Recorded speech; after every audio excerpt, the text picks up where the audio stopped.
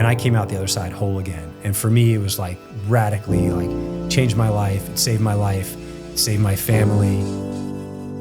And I was blown away that something like this could happen. My sister platoon was Luttrell's platoon. And when the helicopter went down, we just lost like all our friends. And that absolutely crushed us. And I never thought we would ever be crushed from, I don't think we just ever thought about it. The suicide rates for service members and veterans are nothing short of catastrophic. Recent estimates claim almost 17 vets in the U.S. take their own lives every day. Many suffer from post-traumatic stress and debilitating brain injuries, which traditional medications have largely failed to cure. A growing number of veterans are now using substances the government they fought for says are illegal. And for me, it was like radically like changed my life, it saved my life, saved my family.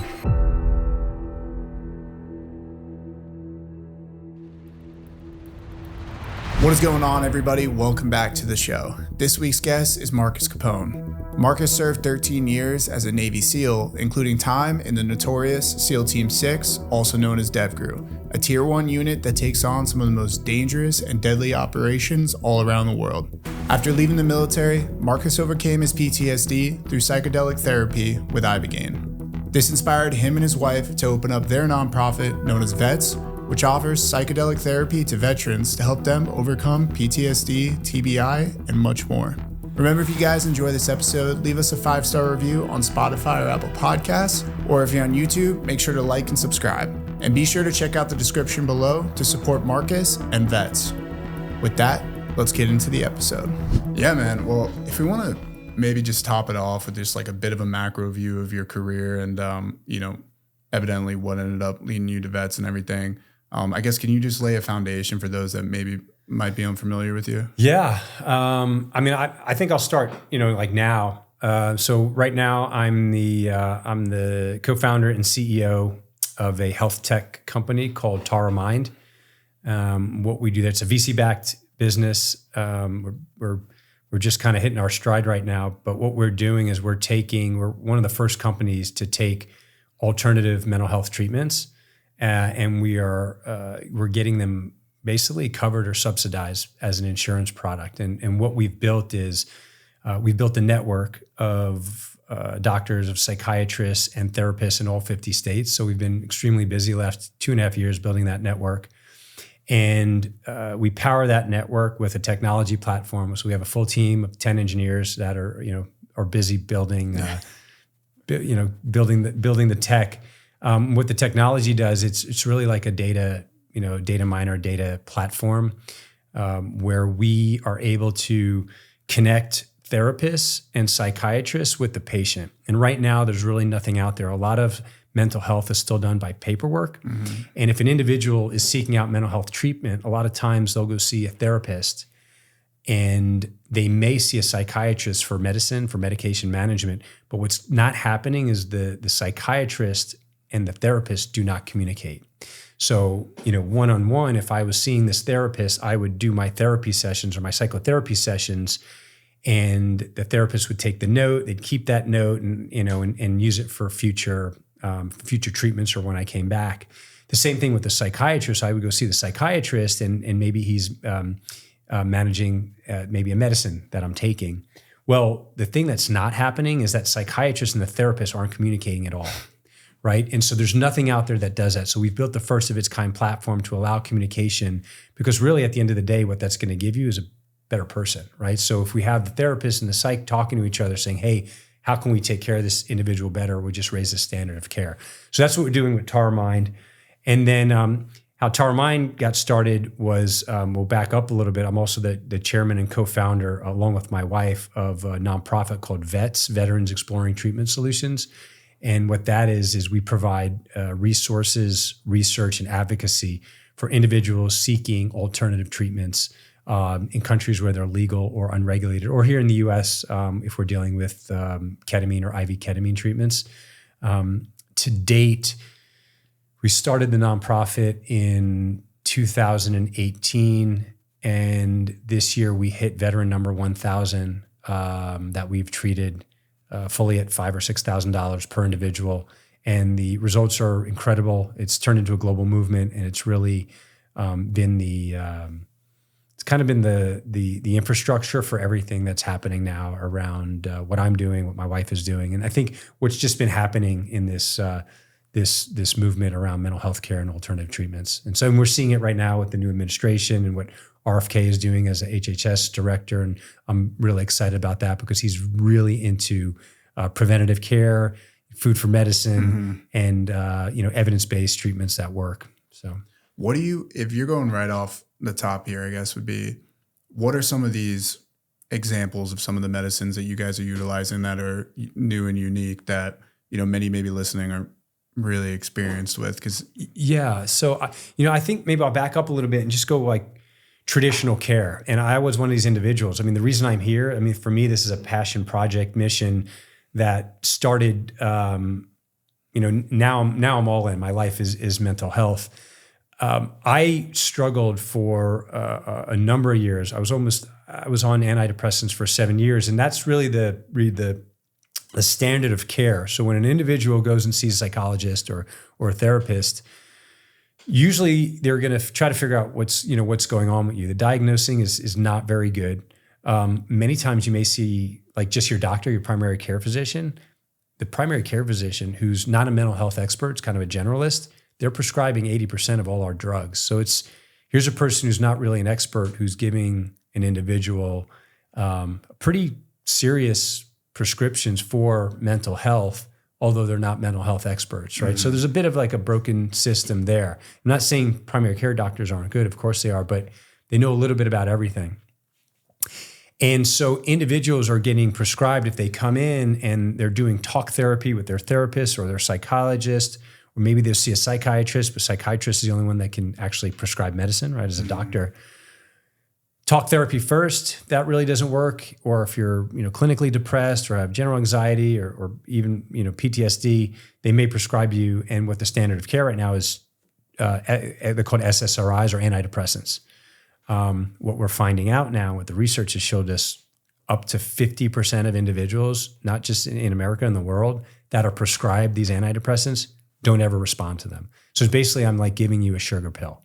And so, you come to me, I'm doc, and Reed comes in, hey, I have these issues. And I'm like, you know what? I think Reed could, potentially get better from these antidepressants, except I don't really know if you're going to respond to them or not, right? Mm-hmm. We're trying to get to this, what we call personalized care or precision medicine, where I can take your blood work, or I can do some things. I could check your biologics to see, like, are you actually going to respond to this drug that, once you're on it and once it's in your system, it could, it's got some side effects. And so, do I want to put you on those right away? Or maybe do I want to figure out what's wrong with you better? Well, everyone's chemistry reacts completely different, right? We're from different parts of the world, male, female, Asian, white, black, Hispanic. We're all different. And so what works for one person doesn't work for the next, except we're still giving the same antidepressant, which, by the way, is 40-year-old technology. And none of us really want to use 40-year-old technology,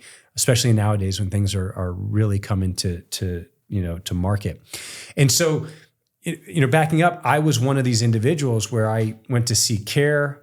And for me, it was like 7 years of suffering, basically, of talk therapy and failed antidepressants and really a host of other prescription meds.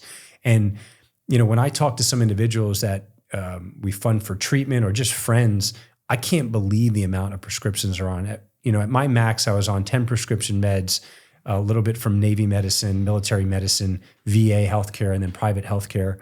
But there are some individuals that are coming to us are on over 20 different prescriptions, and just we can't function right on these. And here's the problem with these prescriptions is once you're on them for a while, your body gets adapted to them, and say you go on a trip or you forget them, then you have massive anxiety attacks. I mean, I had ended up several times in the emergency room thinking I was having a heart attack, and I was having massive anxiety attacks. And let me tell you, if you have an anxiety attack, people listening, it is not fun. You literally feel like you're going into cardiac arrest. Knock on wood. I don't want to know what that's like. And so, we're treating individuals with medicines that only work for 50% of the individuals. They're also, when they are working, they're not getting to the root cause of anything. They're just kind of putting some Band-Aids on, the symptoms. And at the end of the day, if you want to solve a problem, you got to get to the root cause of it. You can't just kind of like silo it off or, bury it. And we're really good at burying it, but there's at some point in your life that's going to affect you. And so we really want to get to root cause. Many of the alternative therapies that, I'm going to talk about that are coming out that I'm excited about, they do get to root cause issues. So if we want to just jump right into psychedelic treatments, that's what psychedelics do. Psychedelics put you in a state of, it's really an alternate state of consciousness where it allows you to kind of go in and find out the things that are really bothering you. It's, I'll chalk it up to take 10 years of talk therapy of what a therapist or a psych is trying to get in your head and trying to get you to like pull out. Mm-hmm. You can do that potentially in a night or in a week or maybe in a couple weeks. And that's incredible, right? Yeah, I've heard with LSD and mushrooms comparison, but this is more just a general concept, is that the trip, you don't get to pick the trip. The trip decides what you're going to see. Yeah. You just got to take that on. Yeah. And we can discuss that, trying to stay a little bit linear here in what we're talking about, but there's the drug itself, and we consider the drug the catalyst. We the catalyst allows you to kind of go deep and experience some of the things that you're trying to work through. But there's something that in psychotherapy they call preparation and they call integration. So preparation is before you go into these experiences. You should meet with these mental health experts that are actually preparing you for this experience. And then they do integration where after you're taking the drug and after you do the experience, they are trying to work around what you experience. Because some individuals, many, and that's why these have to be controlled and regulated, they come out of these deep journeys with a lot of questions, very confused, sometimes, sad. So there's you can't really depict exactly how a person's going to come out. But again, it's personalized, right? Everyone's different. And so you need that backside support to make sure the individual's okay. There are some people that are not good after doing psychedelics. And that's why we have to be careful about how they get, why we need to regulate them, why they need to be clinician guided. But what you just said is, I'm a big believer too. You can prepare all you want to go in. The drug is going to take you to the place that you need to go to. And I think that's what's really important, because there's some individuals that don't want to revisit potentially some really shitty experiences. Now, whether that's a sexual abuse when they were a child, which is like, I hear the story over and over again, your buddy that, got their head blown off, a car wreck that you maybe saw a baby die, like just stuff that you just can't get past, that you don't want to revisit. Psychedelics may bring you back to that place, because the reason it's bringing you back there is because you're thinking about it.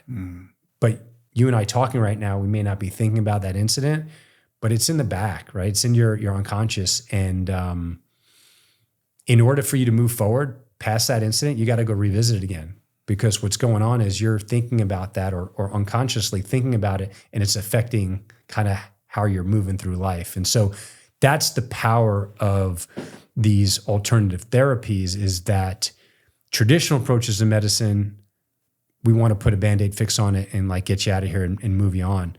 Newer approaches, and again, when I say new approaches, it's just newer being more mainstream, is trying to get to root cause issue, trying to get you off the 30-day supply of prescriptions and get on with your life, by solving the problem. And that's why I think is so excited. So for me, 7 years of failed traditional therapies, I found healing through a drug or a medicine called Ibogaine. I did Ibogaine-assisted therapy. I did it in Mexico at a place that had been around for many years with a really experienced team.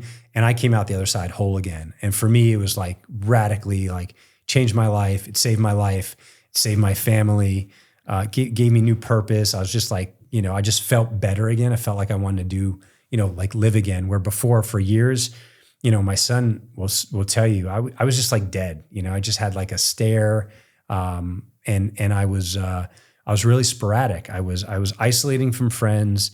I was extremely angry at times. I can blow up in an instant. I was extremely sad while at the same time. So I could be at Starbucks and see an American flag or see a veteran or something, and then like literally completely break down, just hysterical crying for no reason. And I didn't know why.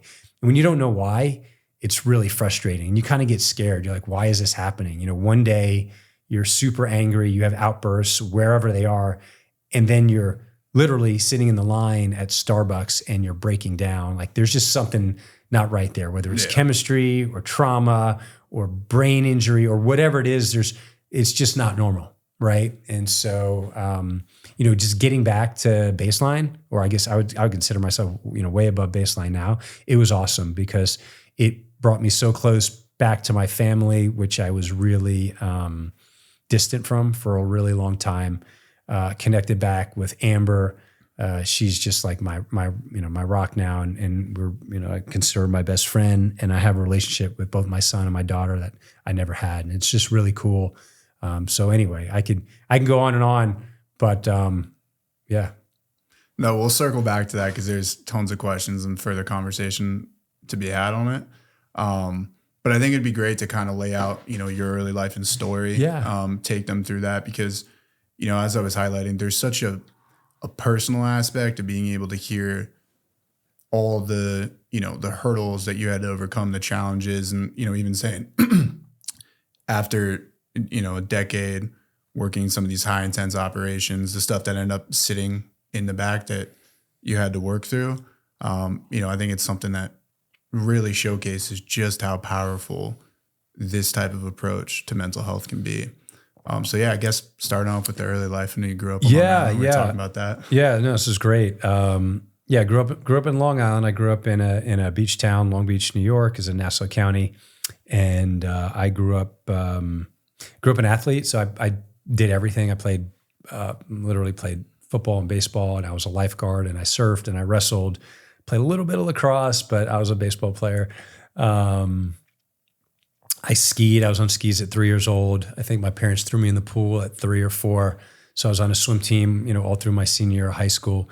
And that's really all I knew. And then I got hurt my senior year, and I wasn't able to go to college basically and play a sport, which I wanted to do because I was literally laid up the whole year.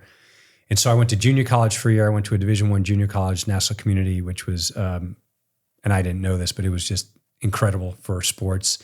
I wound up getting a scholarship there to play at Southern Illinois University as a quarterback. And I joke with people that at Southern Illinois was like the smallest school that guys I was playing with that were going to, they were going to, you know, Georgia Tech and Florida and Pittsburgh and everywhere else. And that's the type of individuals that I was playing with from teams in the Bronx and Brooklyn. And guys were just, you know, the O-line was, you know, 6'5", 6'6", 315 across the board. Yeah, running a 4. Everybody was mean and fast, and it was awesome.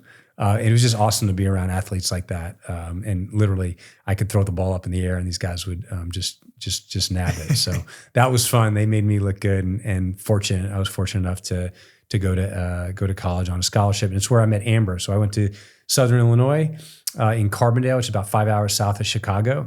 My wife will claim that it is the South, but I technically think it's like 30 miles from the Mason-Dixon line. But I met her out in the town next to Carbondale, Illinois. Amber's dad actually recruited me to play football there. He was the head coach. He was young. He was 34-year-old head coach. Just, you know, young, full of energy, awesome to be around. And I didn't meet Amber until he left and went to coach at Northwestern with his good friend Gary Barnett. Brother.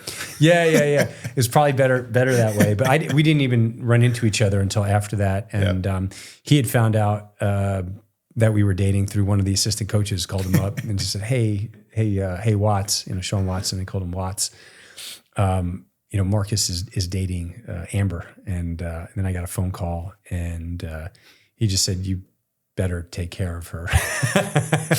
And of course I was scared to death at the time. But you know, it's great. You know, 28 years later, we're doing all right. And so, you know, football was great. I had about a year left and I had lost my NCAA eligibility, me and a few other players decided it was a good idea to start taking steroids. I was moving from a quarterback to a tight end, and I wanted to, put on some size and strength.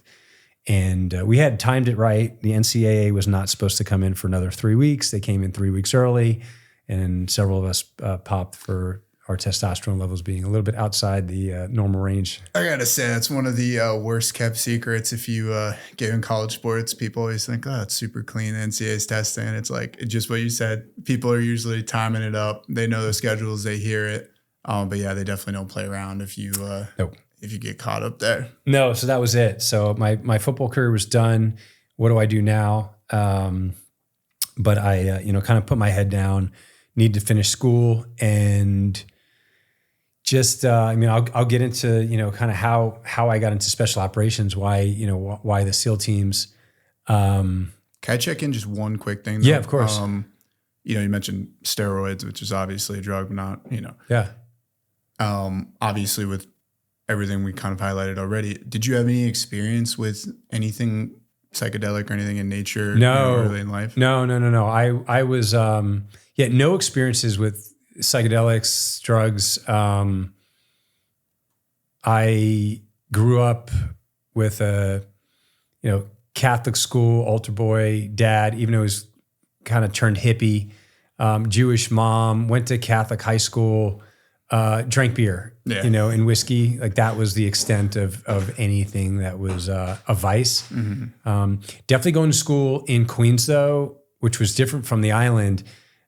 There was about 6 of us on Long Island that went in, and I traveled every day an hour on the train to go play ball at Holy Cross High School. None of us did any drugs, and drugs back then were, it was just cannabis. But all the kids, and I remember this is a funny story, on senior day, all the kids from my high school, they were all smoking pot. Mm-hmm. And like we all met out early in the morning, and I was blown away because like, the valedictorian of the school, like all these dudes, and the 6 of us from Long Island, like we had like a 6-pack of beer. Yeah. Seriously. And I was just like, man, are these like, do they just accelerate their growing? But I mean, it was like almost like every single guy I went to school with, they were all smoking pot. And literally the only ones that weren't, well, the 6 of us that were traveling in from Long Island. I just thought it was like so foreign. It was just a weird, it was foreign to us, and we were probably the ones that stunk like beer when we went there. Nobody else did. But yeah, it was a bit of it was trippy. No pun intended. But no, I didn't have any experience until that night in 2017.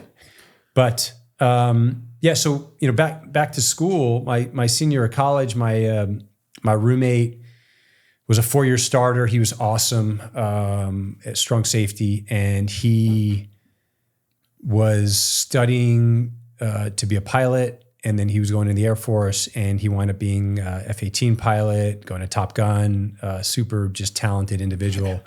So he went that way, and I went into the Navy to be a SEAL. But how that happened was him and I were up one night, and lo and behold, of all movies that come on was G.I. Jane. And I know people laughing now, like, are you kidding me? I'm like, no, really. G.I. Jane came on TV. And at that point, I never had any, I would say no one in my family really pushed military. There wasn't like a whole lot of quote unquote patriotism, right? Nothing was ever like talked down. My dad served. He was an MP. He ran a dog. His father fought in World War II, fought Rommel in Italy. But there was I didn't like grow up with this like kind of military kind of feeling. Right. Like many people do. And so for me, watching G.I. Jane and knowing nothing and being just completely naive, I thought this was it. Like this is what the military is supposed to be like, right? And what was funny was I think in the movie they show this unit, this mystical unit. And I guess you could loosely tie it back to like, I don't know, maybe like a MACV SOG during Vietnam, or maybe one of the tier 1 units, DEVGRU or Delta. But I was just so intrigued because they started showing training, quote unquote training. We just call it Hollywood training. But again, when you're looking at something, you have no idea, right? Like this was completely outside of anything I knew. All that I learned from the movie was that whatever they were doing was like, they talked about, well, these are the best of the best soldiers.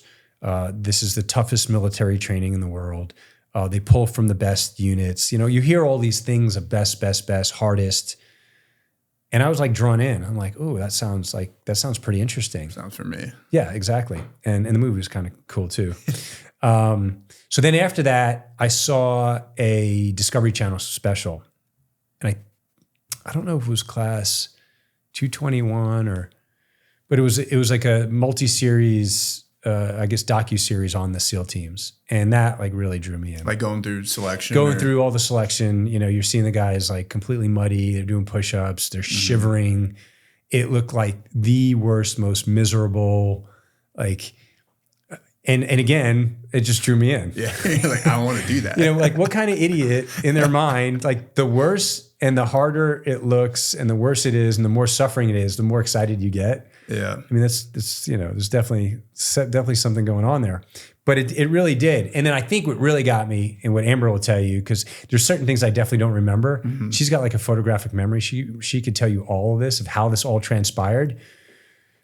She said what I locked into was and I can remember, it's like all the water activities. So like the drown proofing, underwater knot tying, 50-meter underwater swimming, like all these things that I looked at and I was like, I can do that. Oh, I can do that. It's like, oh, ocean, I got that. You know, anything that had to do with being in the water, I had no question.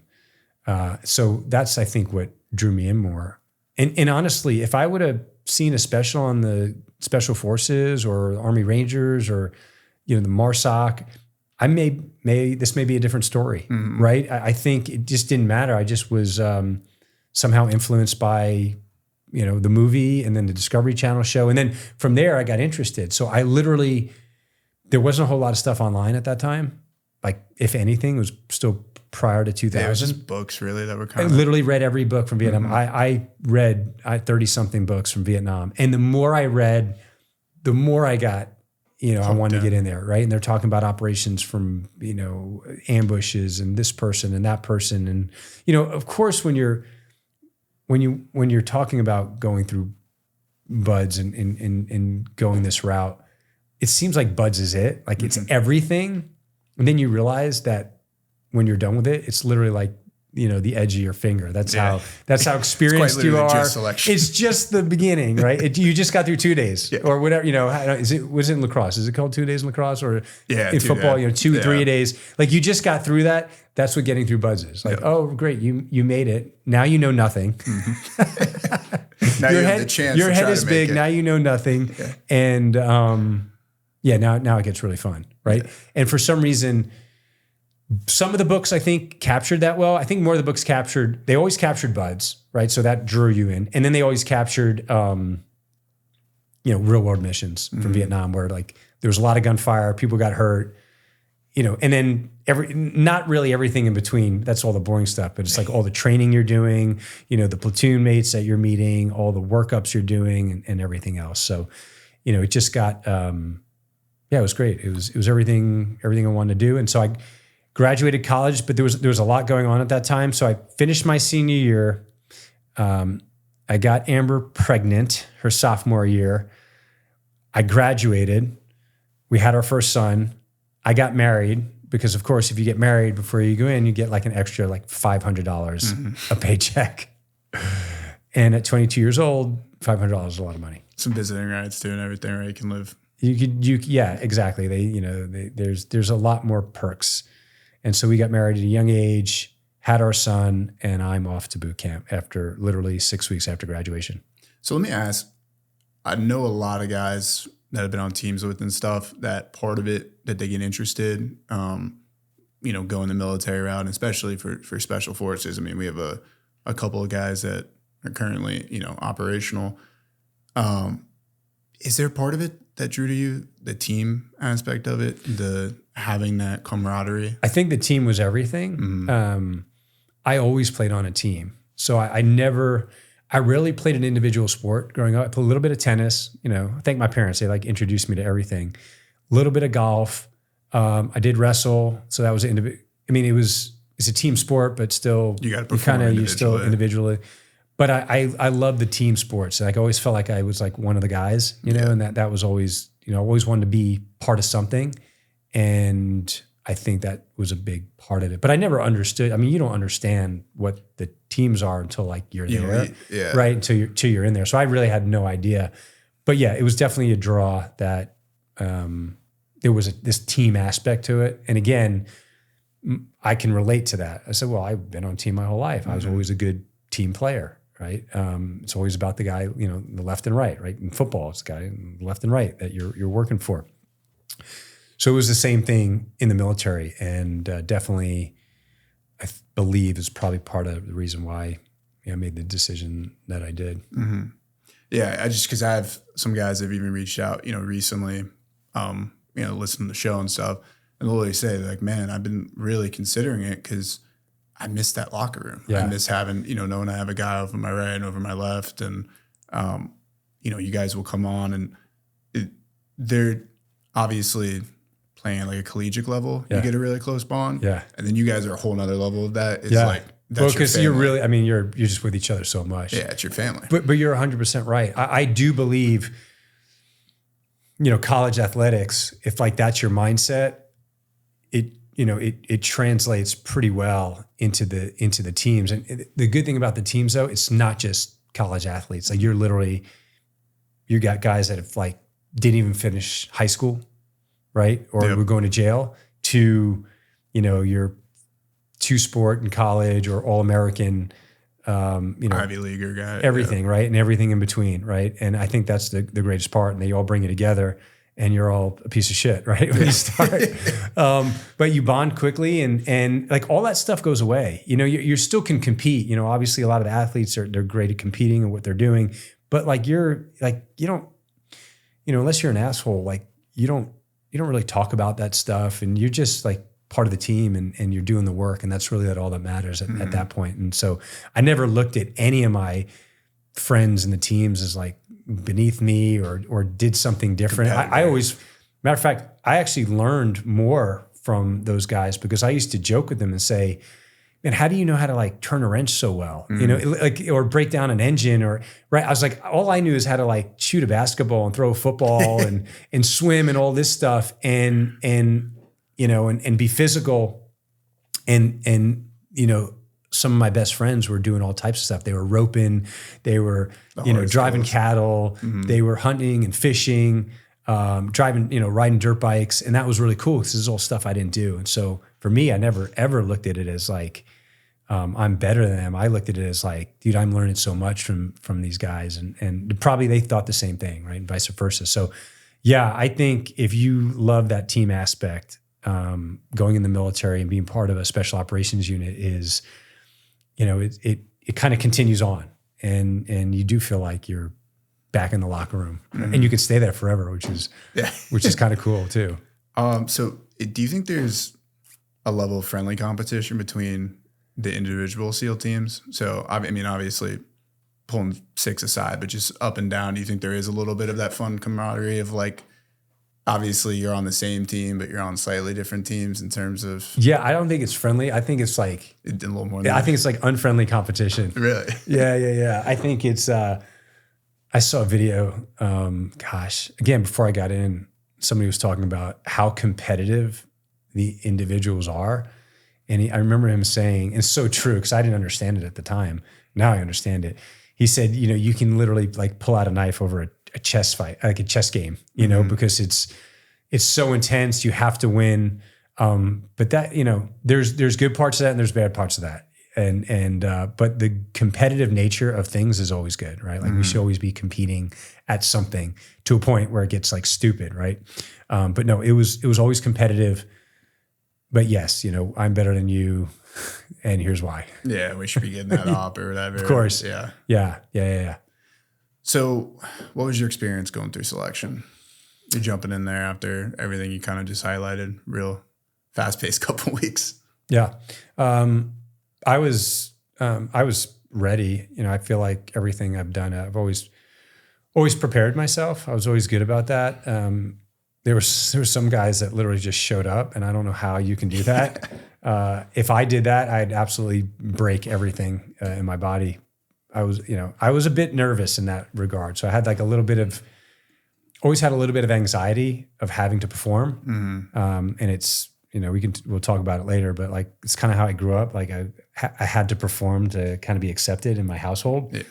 And so I always felt that I had to be prepared. And I remember early on in Buds, like right when you get there, even at boot camp, you get these stencils and you stencil everything, like with black marker, your underwear, your initials and your name, like your underwear, your socks, your shirts.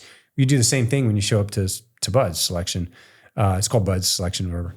And I remember early on staying up to like 3-4 in the morning, like still like stenciling. And somebody was just like, dude, what are you doing?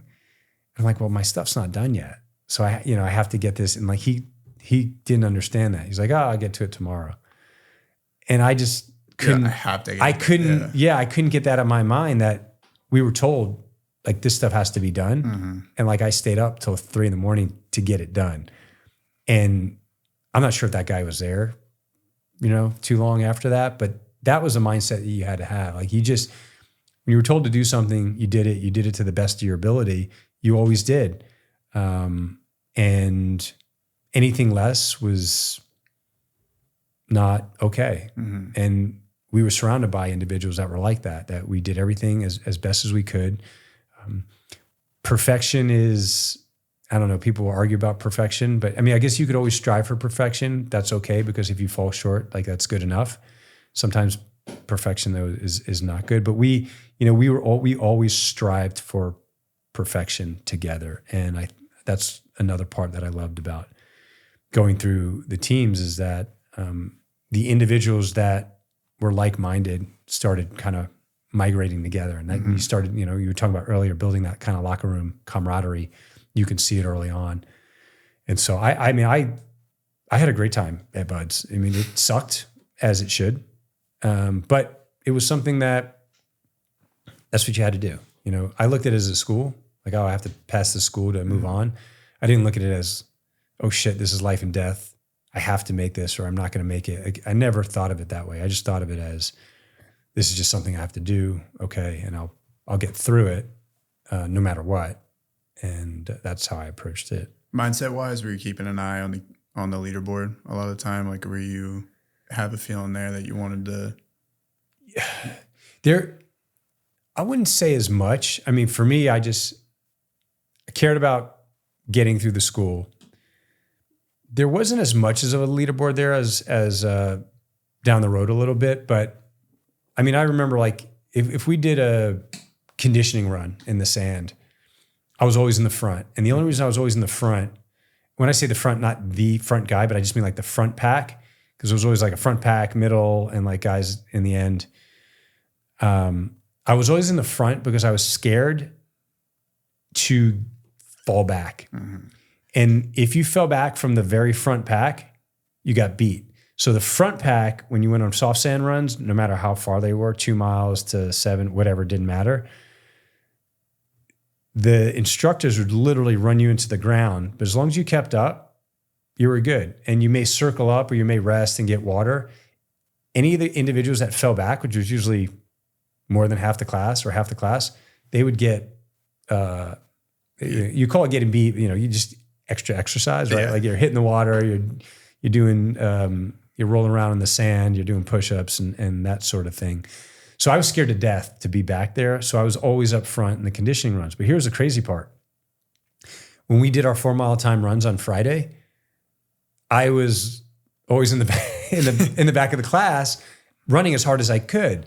So it just told me that there was a bunch of those individuals that were like, quote unquote, getting gooned in the back that just, I don't think were putting out as much because some of those individuals were running extremely fast times. I mean, it was insane how fast my specific class was. So I was running, I don't know, I guess sub 27-minute 4-mile time runs, boots, pants. You know, that's how you ran. Our first, like, many guys were running sub 6-minute pace. They're running like 5 and change, like several of them, multiple. I remember Nelson Sanchez, Mike Murphy. Like, these guys were literally just speed demons. It was crazy. And so that was impressive. And yeah, I never failed a run, but yeah, it was funny that I was in the front in the conditioning runs and in the back on the time runs. You have any injuries or anything during? No, I mean, I had, I think like most individuals had some really bad, like they called it ITB, but it's like your iliotibial band. You'd get tendonitis, and it felt like someone was sticking a knife, in the side of your knee. And then when you got wet, it got worse, and so you'd have to stretch it from your upper thigh all the way down into your knee, and that was painful. There was a ton of shin splints. I mean, I had some shin splints, but I never got quote unquote injured. Thank goodness. Yeah. I had this softball size thing that appeared on the front of my shin, like the second or third night of Hell Week, and it was so painful. Every time I took a step, I thought my leg was going to break. So in my mind, immediately I thought, this is shin splints or this is a stress fracture, because we were losing guys left and right for stress fractures. And I was scared to death. And they picked up like 6 or 7 of us, went and got us x-rays immediately. And I was the only one that didn't have a stress fracture. And all they did is they took a big ass needle of, I forgot what the heck it was. Oh shit. Well, anyway, whatever was in there, they literally shot it right into this thing.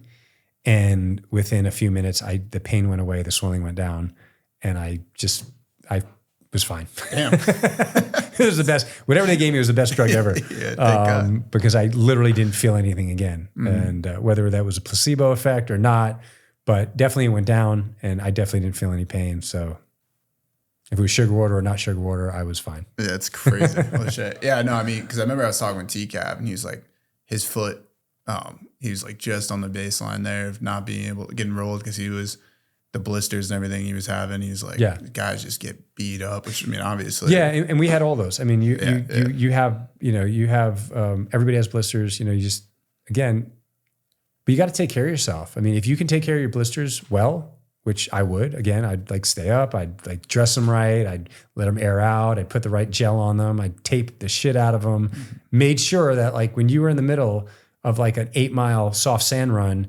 that your blister didn't start hurting at mile 2, because like you were screwed if that happened, right? So you just made sure you take care of yourself. And again, that kind of goes back to,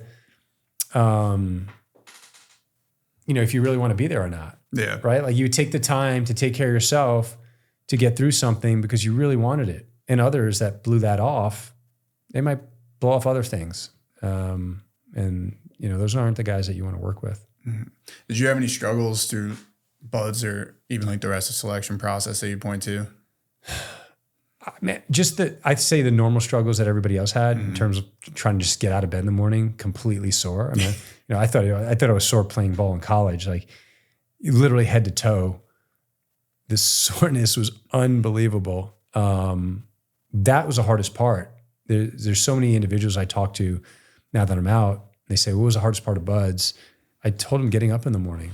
Most people quit in the morning. So they would ring the bell, or they go to they would go to the first phase office, and they would ring the bell, tell the instructors that they quit. It would be early morning, not usually from like an evolution, not from like a swim or a log carry or boat carry or whatever. But that was the hardest part for me. And then, other times during buds, I had like moments of weakness, if you want to call it, but they were short-lived. Mm-hmm. How would you, in terms of those moments of weakness, because I always think this is interesting, it's such an opportunity for an individual to learn about themselves. Yeah.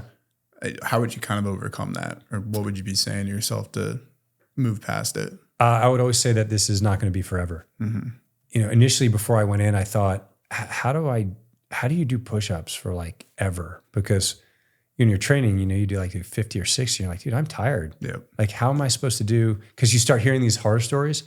Oh, we did 500 push-ups. We did 600 push-ups or whatever, 700, 1,000, 8 counts.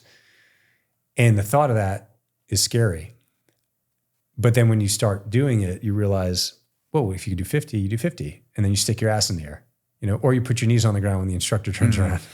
Or you shake out one arm, you shake out the other arm, and you try to do a few more. Just find those ways. You just find a way to get through. I mean, bottom line, you find a way to get through, and your body actually can go a lot further than you think, right? Mm-hmm. And I think we all know that our mind is really I would call it it's our handicap.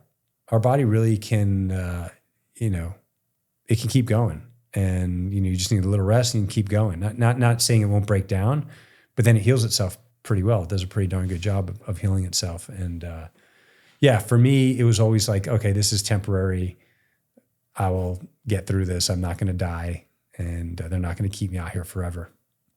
So then jumping forward, or actually let me ask, so you got 9/11 happened while you guys were... We were in third phase. Yep. Yeah. What was the reaction to that? It was wild. I believe the class didn't understand.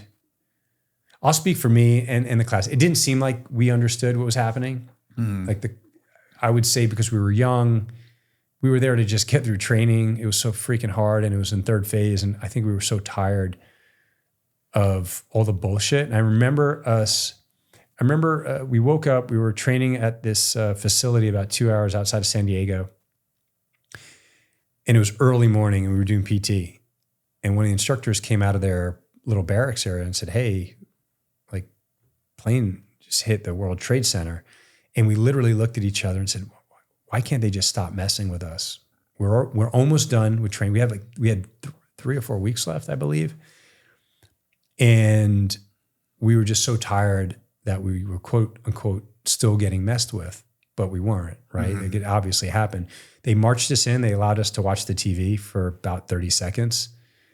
And we went right back out and we were back in push-up position. But at that time, again, we're trying to just get through PT in the morning. The instructor staff, the instructors, you can tell, had a completely different demeanor. And these individuals have been in for 10, 15, 20 years, some longer, warrant officers, things like that. Their whole attitude changed. You can tell that something was different. Mm. And they even said it, like, hey guys, we're going to war. Like, this is why you came in. We've been kind of sitting around for the last 10 years or even longer than that. I mean, there really hasn't been true conflict at that time since Vietnam. There was small engagements, Somalia and some other things, Panama, but not engaged conflict. And the instructors knew that, and we didn't. We were just trying to get through training. But it was a bit solemn. Mm-hmm. And we got through PT that morning. Nothing really changed. It was literally business as usual for us. And we graduated and we went to our respective teams. That was it. Was there a bit of, when people did start kind of finally coming to the realization, what was the feeling of kind of recognizing that we were going to war, that the training was going to be utilized, near right away? Yeah. I still, again, I mean, I got to speak for personal experience because I can't completely know what was going on in other people's minds. But for me, like, I still didn't get it. I was still like, this is great. I just want to get through training. And we're going to war. What the fuck does that mean? Mm-hmm. Yeah. I didn't know what that actually meant. I didn't know what it actually meant, right? I was that college ball player like you were talking about. Mm-hmm. I was just happy to be part of a team. And I didn't grasp it until, later when I was like at the team and, then, guys were getting hurt, guys were getting killed. Then it started, then it starts to sink in more. I remember there was a guy in SQT that quit when and there may have been more, I think, because they didn't want to have anything to do with going to war. Mm-hmm. And they flat out said it, like, I joined this just to, put a check in the box or do something cool, but they had no ambition to go overseas at all, which is the opposite for me. Like that's all I cared about when I joined, and whether I knew what the heck I was talking about or not, but I still wanted to do that. Right. So you got assigned to Team 10, correct? Yeah. It just commissioned in 2002. So I was excited. They built a new building and, go into this new team. So yeah. What was that experience like initially? And, I guess with everything we kind of just highlighted, I'm sure there were tons of moving parts and you guys are getting prepared to, ship out. What was the feeling there? And I guess those first couple months, what did that look like?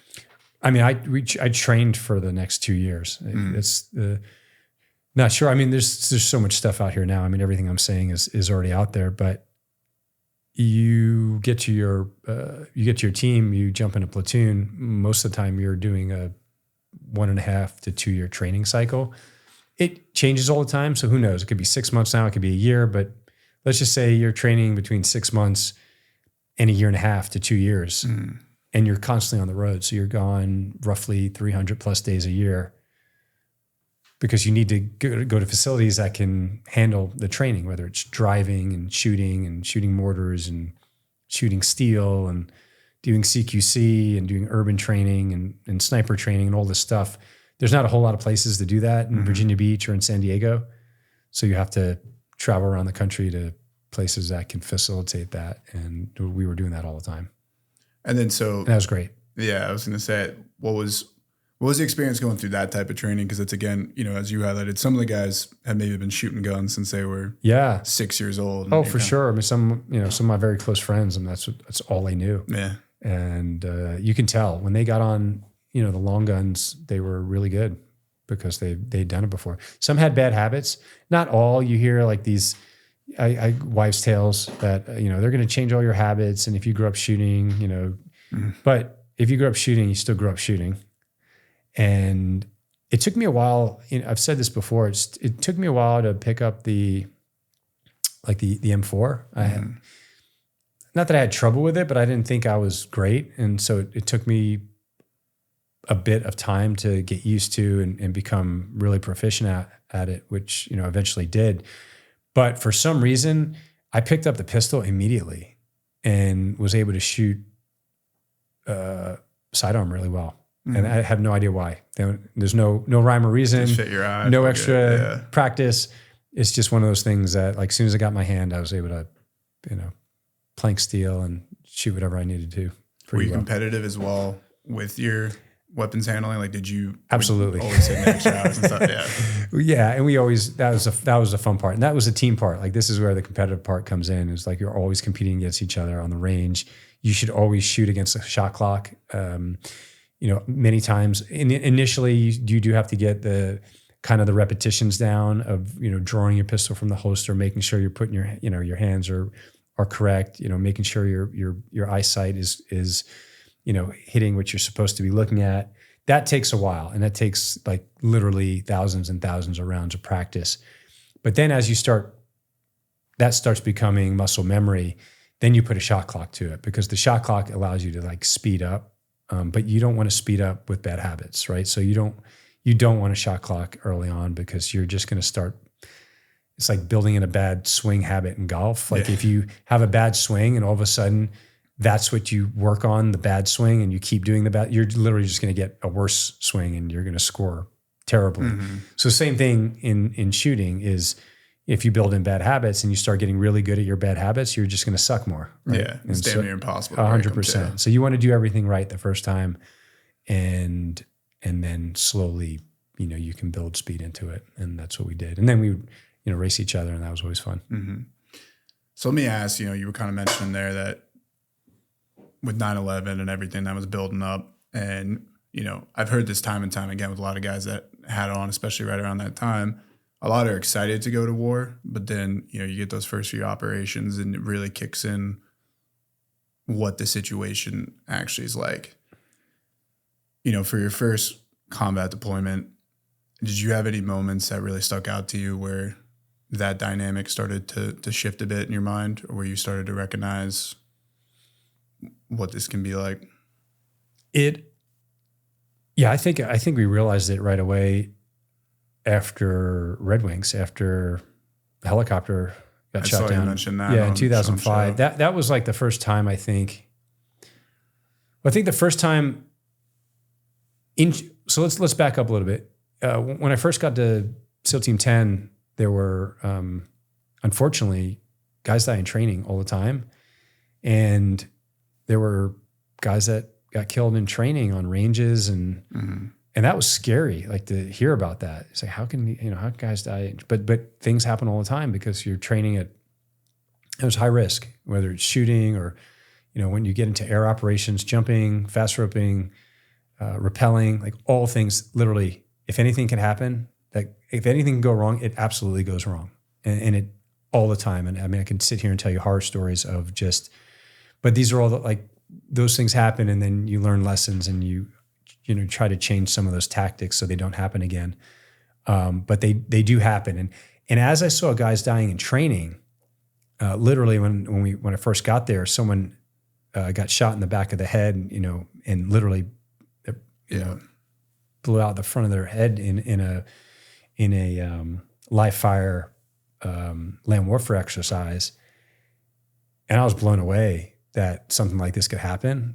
I was, it was the first time I sat in that chapel in Virginia Beach and sat right behind the family and watched the dad and the mom just break down hysterically crying of this awesome individual. And that was really tough to experience. I couldn't even believe the emotion that I felt for this, obviously for this kid and really for his parents who knew probably nothing about what he was doing. And so once you start seeing that, it starts becoming a little bit more real in a way. And I don't want to say real, just it was always real, but real meaning this could happen. Yeah, this could happen to me or someone else. And on that first deployment that you're talking about, my sister platoon was Luttrell's platoon, and when the helicopter went down, that was the other time where we just lost all our friends, all our buddies in our sister platoon, and that absolutely crushed us. And I never thought we would ever be crushed from. I don't think we just ever thought about it. And I spoke about this recently, that there were some individuals that I worked with that were not operational right after that, because it was, they had really close friends that were there. And it was the first time that I saw folks everything you've heard about from the past, all the stories you hear or read about from Vietnam, or, guys struggling through traumatic, experiences on the battlefield. And this was definitely the first time, and we weren't even there. We were in Germany, listening as we were getting reports back, and I really saw how it affected everybody. So that was I would say the real first time where it really hit individuals I knew really well, guys that I was very close with, guys I used to train with, guys I used to grapple with, that were just gone, not there anymore. And then we had a backfill. So we came in the country just a few days later, I think a week later, because they didn't have enough guys to operate. And we went out right away. And it was everything that I'd been, we all, I think, were training for. And lucky for us, some people will say that, lucky or unlucky, but lucky for us, we got in country and we had a direct action raid on a compound, and it was awesome. It was fast roping, right on target, which is stupid, but it was early on in the war and tactics were all over the place, but explosive breaching and shots fired, and it was just kind of everything that I didn't think about when I was sitting watching G.I. Jane a couple of years earlier in college. Yeah. But it was really happening. So, yeah. Let me ask with that, you mentioned Red Wings. I know I saw this in the Sean episode as well, as you kind of mentioned a coin toss. And it's so interesting that something like that can just be, 50-50 on how stuff kind of ends up. But I guess the question with that is, you said you guys were immediately put in country right after. And do you think that there, especially at this time, and where we'll go at the end of the show, that there should have been more time to recognize what that impact is and how the approach should have been mentally? Because I've had a lot of guys on the show that are like, it happens, you go back, you bottle it up, but it seems like it was taboo to have a conversation or be open about it. Yeah. I think all the above. We never even talked about it for years. I don't think people were definitely affected. I watched people get affected. I don't think I was affected at the time. I think I was, numb to I was just excited to be there and get in the fight. But I saw people who were affected, and that platoon, when they flew back to Germany, they had to go sit with the command psychologist. They were only supposed to have 15 or 20 minutes, something like that. I think 30 minutes maybe. The first guy spent 2.5 hours in there. And that was the same story for each person, because it was obvious that, individuals were really taking blame to it. Everybody does, right? You always feel guilt and shame, and like it should have been you, and like, why is it this person? And I can't believe this happened. And we weren't there. I mean, my platoon was deployed, but these are the stories that you heard on the backside afterwards. But no, there was no time to think about anything. You just, you got over it quickly. You may have like dealt with it, cried a little bit, got angry, punched the wall or whatever it is. However you deal with it, however you get your frustration out, and then you move on. That's definitely how it went. And then when it's time to like decompress and talk, stop and decompress and sit and think for a second, it's kind of when the wheels fall off. So you try to stay on that cycle and that bullet train as much as you can, as fast as you can, because when it stops, it just seems like everything kind of stops. That was actually going to be my follow-up question, especially with how much you've been able to experience and really, delve deep into the mental health psyche.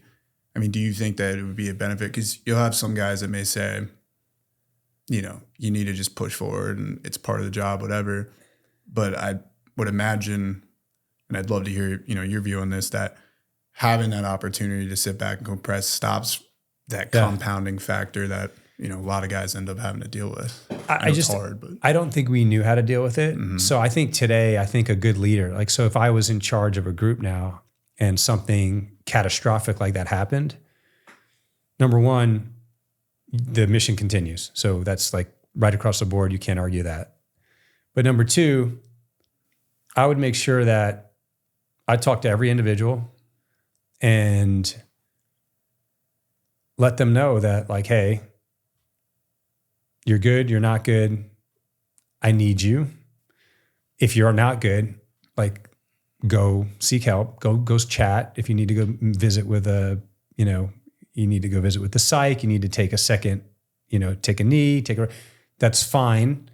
But I need you to continue the mission, right? And so I'm a big believer in that, like, you can fix yourself and then get back in the game. And I tell everybody that now, where, I try to approach mental health care as it's just another injury. It might be a cut, or it might be a really bad bruise, or maybe a broken bone, right? Each one has a little bit of different time and different way to deal with it.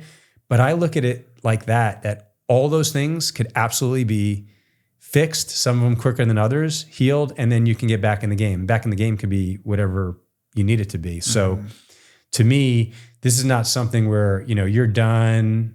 It's, go see your mental health person and go now do something else that's totally different. I believe that you can fix yourself, you can work on yourself, and you can get right back in the game, right back in the fight if you need to. Yeah, no, I mean, that makes a lot of sense, because I feel like, and as we kind of get to the end of your story as well, it always, from a lot of the guys that end up having some issues after it reaches that boiling point oftentimes. And I feel like if you had that inserts, as you were just highlighting, you can go like this, and then, you get to a point where you're redlined and maybe you just need to take a slight break or maybe you do need some professional help. And it, kind of pulls you back a little bit, but that pulling you back a little bit is going to allow you to, climb another 4 or 5 rungs on the ladder. Like, why not? Yeah. Because the other thing is, I always tell folks that if you want to stay and do this for 30 years, like you really want to do this, you should. But like, do it in, take care of yourself, take care of your body, take care of your mental health. I was just at a health summit in Austin with some pretty awesome people. And they said there's 4 things. It's physical fitness, mental fitness, sleep, and what you put in your body, food. Like those 4 things, if you take care of those 4 things, like you can go forever, right? And so as we know, if one of those things are screwed up, like we get screwed up, right? So if physically something's wrong, like I'm not going to be able to work, right? Mentally, if you're out of the game, you're not going to be able to get it. If you don't eat the right stuff, you're going to break down, right? Both physically and mentally. If you don't get sleep, we're starting to know that, all those other things are going to catch up with you too, right? So, I don't know why I brought that up, but the point being is that you can take care of yourself, whatever it is. Here we're talking about mental health care, and you can then go back in the game. Yeah, I think you brought that up because you got to take care of the complete package. You know, if you ignore one thing, and if you ignore the foundation, the house collapses. Yeah. Just anything like that. So then, I guess one of the things that would be interesting to highlight as well is you were a breacher, which is if you could explain, what that kind of looks like and, what task will often be assigned, because that is its own dynamic as well in terms of the physical impact. Sure. When you get to your teams, there's a bunch of different skill sets that you can do. You can be you can get involved in communications and intelligence and air operations and jumping and vehicle work and climbing, fighting, breaching, right? So sniping, these are all skill sets. And for me, my mentors, the individuals I looked up to, were like me. They were built like me. They maybe played college football or ball or whatever, bigger guys. Those guys went into breaching. And breaching is exactly what it sounds like. You breach. You go through doors. You go through windows. You learn to get into places. You learn how to start cars without keys. It's really cool. You do a lot of cool stuff, and that's what I wanted to do. The main thing, I think, what most breachers enjoy, at least the ones that I know, is you like blowing things up. Right? That's the best part, is you get to play with explosives as much as you want, and you get to play with them forever. And I liked it early on, and I continued being a breacher all through my short career that I would consider. And the thing about breaching now, which is, again, fortunately or unfortunately coming out, is that years of breaching is catching up with individuals, right? And what they're talking about is we don't need to be fully concussed anymore to have the effects of it. It's called subconcussive blows, because so many times we are really close to the charge, and yeah, it's fun, but you're basically eating, a hit from the middle linebacker going full speed, constantly. Yeah. And you feel it. You feel your teeth chatter, you feel your brain chatter, you feel everything chatter. At the end of the day, you're literally blowing your nose and black smoke is coming out. That catches up with you. And I never understood, we'd be on the range and shoving, rounds in magazines all day and then eating, and instructors hey, idiots, you have lead all over your hands. We're well, who cares? What does that mean? Well, it means a lot, but you really don't know. Mm-hmm. Same thing with breaching. Years of subconcussive blows causes, micro tears in your brain, and it's called astroglial scarring, and that causes your body to not function properly. Mm-hmm. Your sleep's off, your testosterone's low, you get angry, you get impulsive, so all the things that I was experiencing, and that literally so many are experiencing. Now, we can't pinpoint it on breaching, but they're all the same kind of overlapping symptoms of someone who's been diagnosed with PTSD, which it seems like everybody is. So is it a TBI from from explosives or from hitting your head? Is it some PTSD from whatever incident or incidents? Is it shit that happened when you were a child? And is it stressors of life on the backside of that? Or, so you take all of it. It's kind of like a nuclear, nuclear option. And I think if you combine all of that, very difficult to be quote unquote normal. Mm-hmm. And the problem is doctors just aren't trained. They're not, they don't learn that in med school. Being able to take all those things and be able to like sit here with somebody and tell them exactly what's wrong with them and provide them with a treatment protocol to help them move on. That's the problem. Is it's just difficult, right? I don't think it's a blame on anyone, but it's just difficult. And so backing up, you never think about that when you're working or when you're fighting or when you're playing football. Like none of that stuff ever. You can't really. Right. Because shit is fun. And that's why you're doing it. You're not like, I want to do this so I could have like maybe a minor brain injury in the future. You don't really think about that. But ironically, so many parents I remember talking about, like, I never put my kid in football or because like obvious, people are having like major issues later in life. And I remember hearing that. They were so freaking right. They were so right. To kind of ask a technical question. Yeah.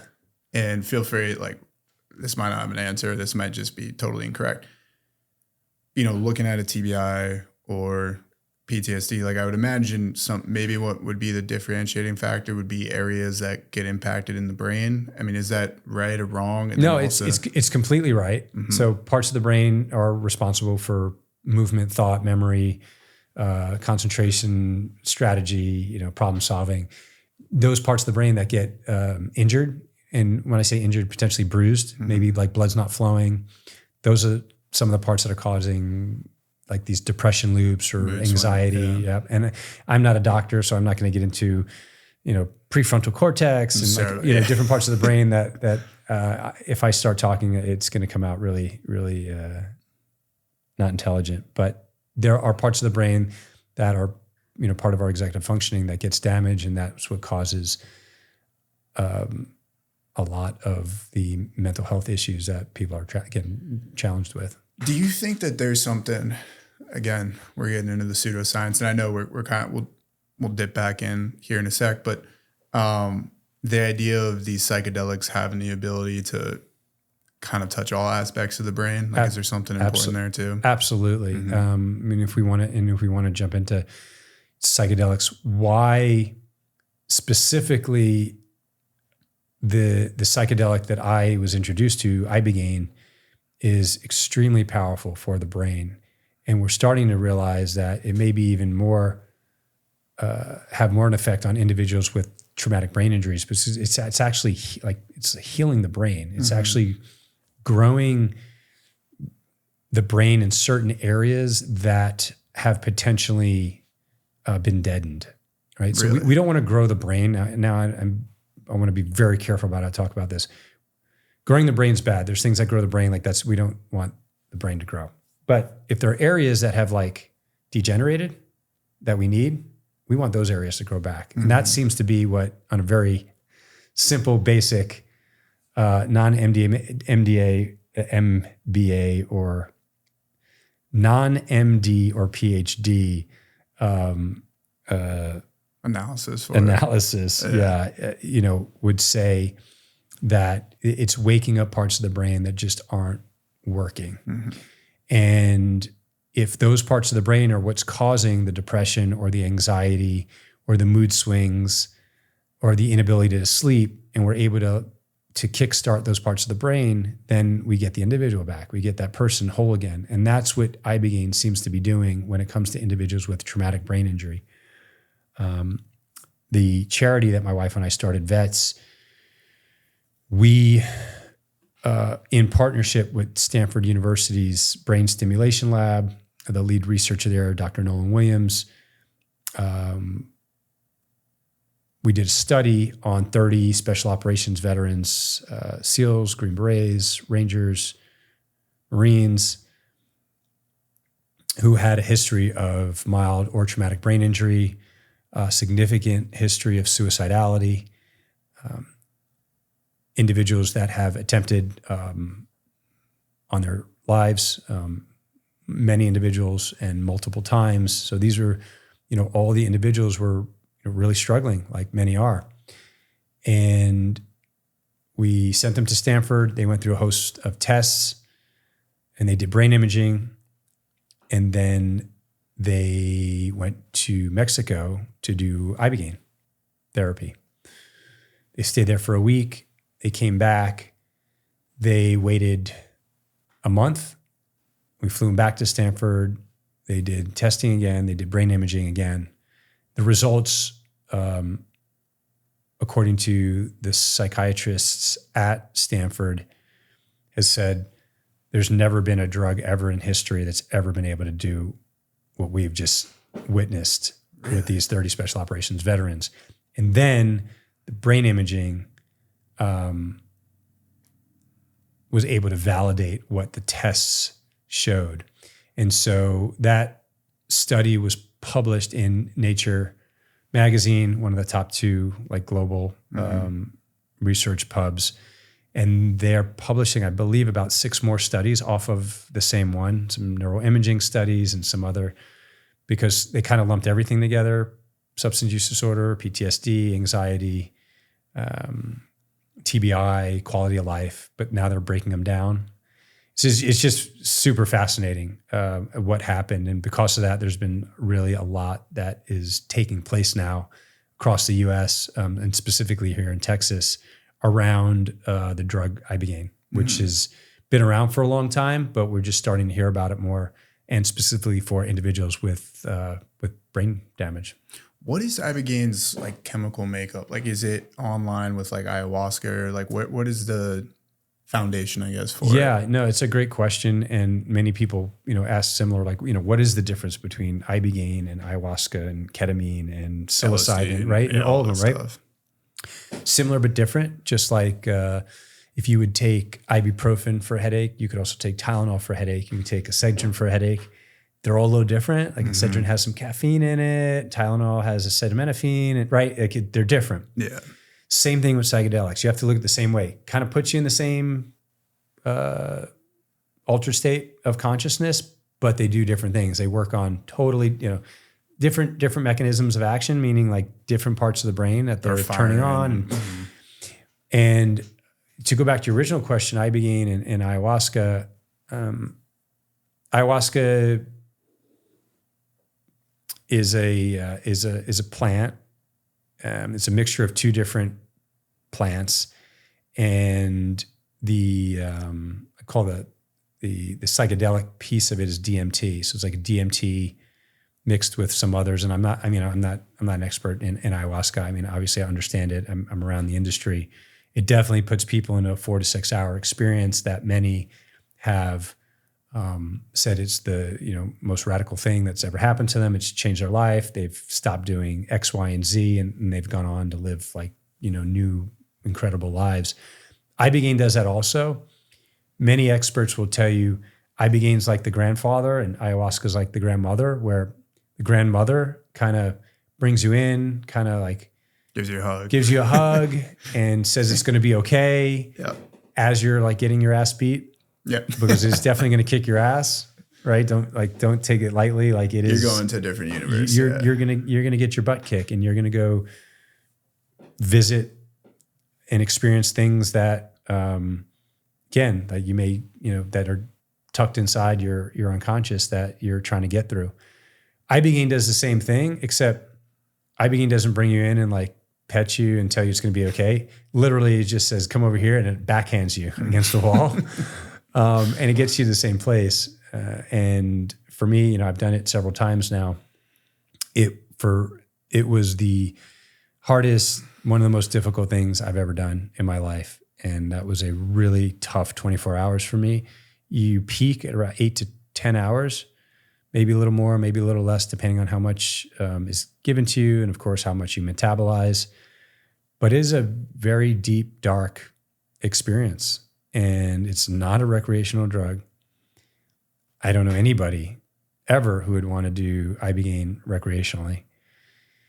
And it's a medicine. It's there to make you heal 100%. And so the cool thing about ibogaine is it works on several different things.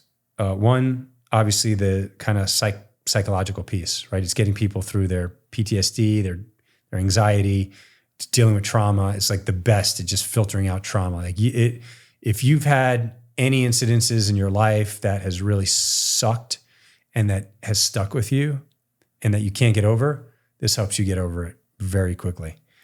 So that's one piece. The other piece is it's arguably the number one addiction disruptor that we have access to. So opioid use disorder, substance use disorder.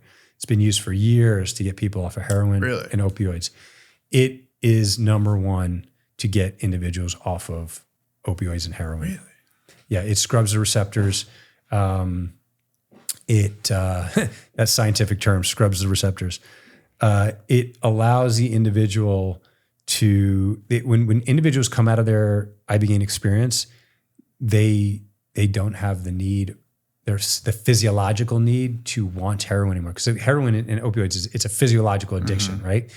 The body just it doesn't need it anymore. It's wild. Like the person you don't go into withdrawals. With nicotine before. All of it. So individuals don't want to drink when they come out of it. They don't want to have caffeine. Like any type of addictive nature, ibogaine does a really good job of just like stopping that. Now individuals go back, but let me tell you, when you stop for 3 or 6 months or a year, that's a long time, depending on people, if you're hooked on something forever, right?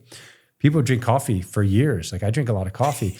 People just never drink coffee again. They go over to tea because they're like, I don't need it. I don't need the spikes, right?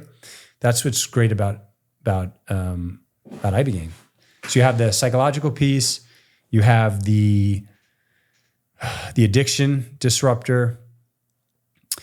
Now it's working on the brain, right? We're talking about TBI, what it showed in the results. So now it's physiologically helping the brain from like a physical perspective. And that's the third thing. And here's the most wildest, I believe, and why I think we have conservative religious folks that are okay with listening to this, at least in learning. Most of the individuals that come out of an ibogaine experience, and others, but let's just talk about ibogaine, with some type of spiritual It's going to be my next experience. Question, so I'm happy you brought it there. So you turned your back, you grew up in a Christian household, or you went to Catholic school, you turned your back on your faith, like it's just was too much, whatever. You go to ibogaine, and this could be for years. You go to ibogaine, many or most individuals come back out with a closer connection to whatever you want to call God, or a spiritual feeling, or some that it's inside you, power. Or some connection to something, or thinking that we're not alone. Connection to some type of power. And I'll just call it a spiritual awakening experience. And like I said, if you want to come back and practice, your Christianity, Catholicism, or Judaism, or whatever you relate to, and whatever works with you and resonates with you, that's what individuals come out of these ibogaine experiences. So here it is, works on 4 different things. I mean, I think it's just amazing that it can do that, and that's why there's so much, I don't want to call it buzz around it. I've seen now 1,000 individuals go through these treatments. This is the same story for most people. Now, like everything else, not everybody responds to it. There are some people, there's roughly 10% that don't get visual experience from it. Really? But they still get the physical. They may have some type of spiritual experience from it. They may just not get that subjective, psychedelic kind of the therapeutic dream aspect state to it, of it, right? Yeah, exactly. Mm-hmm. And that's what they may need, right? They may have like a mild brain injury that is affecting the stuff we talked about, that like why they can't sleep. Now all of a sudden they come back, they're sleeping like a baby, 8 hours a night. So they're happier, they're able to go in the gym again, eat better again. And so life is good, right? And I never want to say these things are panaceas, but there's damn good evidence that we are seeing that this stuff is really working better than what's out there. And I do want to say, if there's one psychedelic that nobody should ever be doing on their own, or be doing underground or with shady folks, It's ibogaine. Ibogaine is the one drug that's got a cardiac risk to it. Really? Yes. Did not know. Anybody with a weak heart, there's such a stringent screening process before a person does ibogaine. They do an EKG before they even get on a plane, because if there's anything in their EKG that shows their heart is not up to where it needs to be, they're screened out. When you show up, you do another EKG just in case you sent a fake one, right? You do urinalysis, make sure there's nothing in your urine. You do a blood test, make sure there's nothing in your blood. You can't have amphetamines, you can't have alcohol. Like, you can't have anything, contraindications across the board.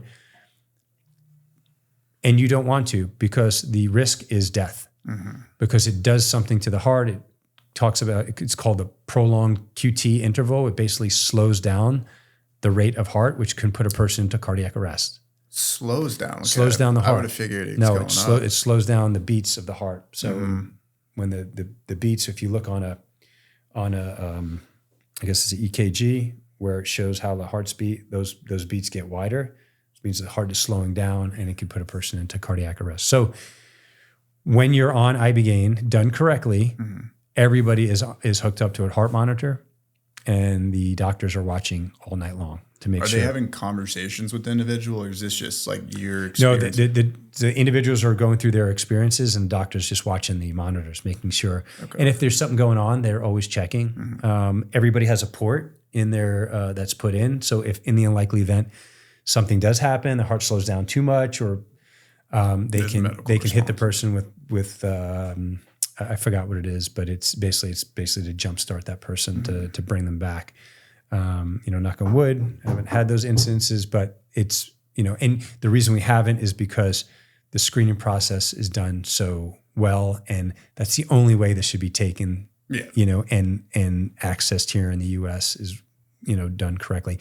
When it gets through the FDA, this will be done in a hospital setting, maybe in an ER with a cardiologist, and it's, there's no chance that it's going to be any other way than that. So what is it? They usually last for how many hours? The experiences can last for 6 to 8 to 10 to 12. Some it'll bleed into the next day and even longer, but it may not be as strong, but a person could still feel like that the medicine's in their blood, and they may get up, eat for 5 minutes and go right back to sleep, or just close their eyes and kind of go back into, but at that point they're going into like mild dreamlike state, not intense, very intense visions when you're on it. It can be very.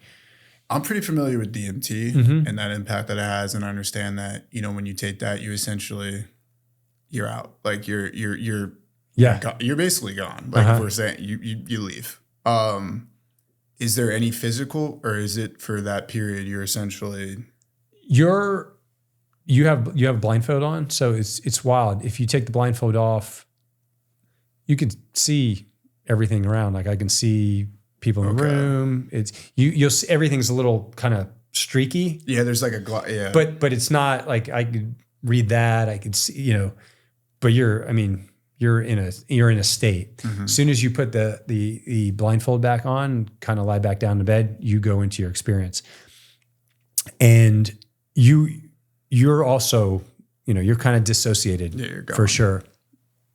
But you kind of go in and out too. That's what I was going to, do you tend to see, for me, I would imagine if I did something like that, I'd be like up in the air. I'd be just like anxious, whatever. Yeah. No, there's a ton of anxiety. There's a ton of anxiety. We have built a program around these treatments where individuals are learning breath work and meditation, and really being able to just calm their heart rate down, because you will get anxious for sure, because you're seeing like events happen, and at some points, I thought my heart was racing like 1,000 beats per minute. In your mind, it seems that way, but it's not. Actually barely breaking 90. Exactly, it's not. So breathing and during these experiences is so important, and so we teach the individuals like how to breathe, how to bring their heart rate back down if it does get a little higher, if they get a little anxious. There's always some medications that they can add into the port if If it gets too bad, it's usually, it doesn't get to that point. Usually a nurse that's there can, or a therapist can kind of just talk the person back down to like, hey, you're safe. You're in a, you're here, we're here. Because some people may think like they're not, right? Yeah. You're gone. You're gone, right? And that's why, again, these drugs have to be carefully administered. No, that all makes sense. I have more questions with that, but yeah, I mean, it is just such a profound thing because, as you said, a lot of people, what are they called? DMT, the molecule of the gods or something similar. It is so profound and so powerful, but at this point, people will use it so loosely. And, even if none of the physical effects happen, the mental ones, I feel like if someone isn't there to guide you, or at least put you on the right path, it can quickly. And that's the part to this whole thing is that there's two schools. One school of psychonauts and the other school of I would say the kind of medical establishment, and it can be very dangerous for individuals that are quote unquote experimenting. Right? How much do you know what to take? What have you taken? Are you on anything else? Is anyone checking for that? Are you going through any type of screening process? What kind of setting are you in? What kind of mindset are you in at the moment? And where are you doing these things? Feeling safe and like knowing that people are there, they got your back, you're good. Go in as deep as you can because you're going to get so much more out of it if you do. If you try to hold on, and you're going to be anxious. So there's a lot to these are not drugs to be taken lightly. That's why they've been so stigmatized for so many years. They have been abused as recreational drugs. And when a quote unquote normal people get a hold of somebody that's on them, I mean, it looks like a person potentially is quote unquote crazy. But they're not. They're going through an experience, and they need to be in a certain environment to allow that person to kind of go through what they're doing. So let me pull you back here, wrapping up your time with the teams and everything. So you spent 6 years with Team 10, right, before jumping into 4 years? Yeah, a little less than 4 years. Was there any other like experiences you had during that time that you think kind of started to, we were talking about building those blocks. Did anything stand out to you that you felt, or was it just kind of the consistent op tempo? And I think it was the op tempo. There was always little things here and there that, that would excite you, or I guess, experiences that, you look back on. I mean, there was an incident that I've spoken about in the past where I was engaged by an Apache helicopter that, we thought we were done. I mean, literally full on gun run. There was no make believe. The pilots thought we were the enemy, and they did a full gun run on us. It was like 6 of us in this little valley, tried to kill us, the full, I don't know what they were shooting, 20 or 30 millimeter rounds, exploding rounds. And, we could watch them like get, helicopters like in a full front tilt, just like they engaged probably 100 yards maybe behind us, and they were walking them to us. It's crazy.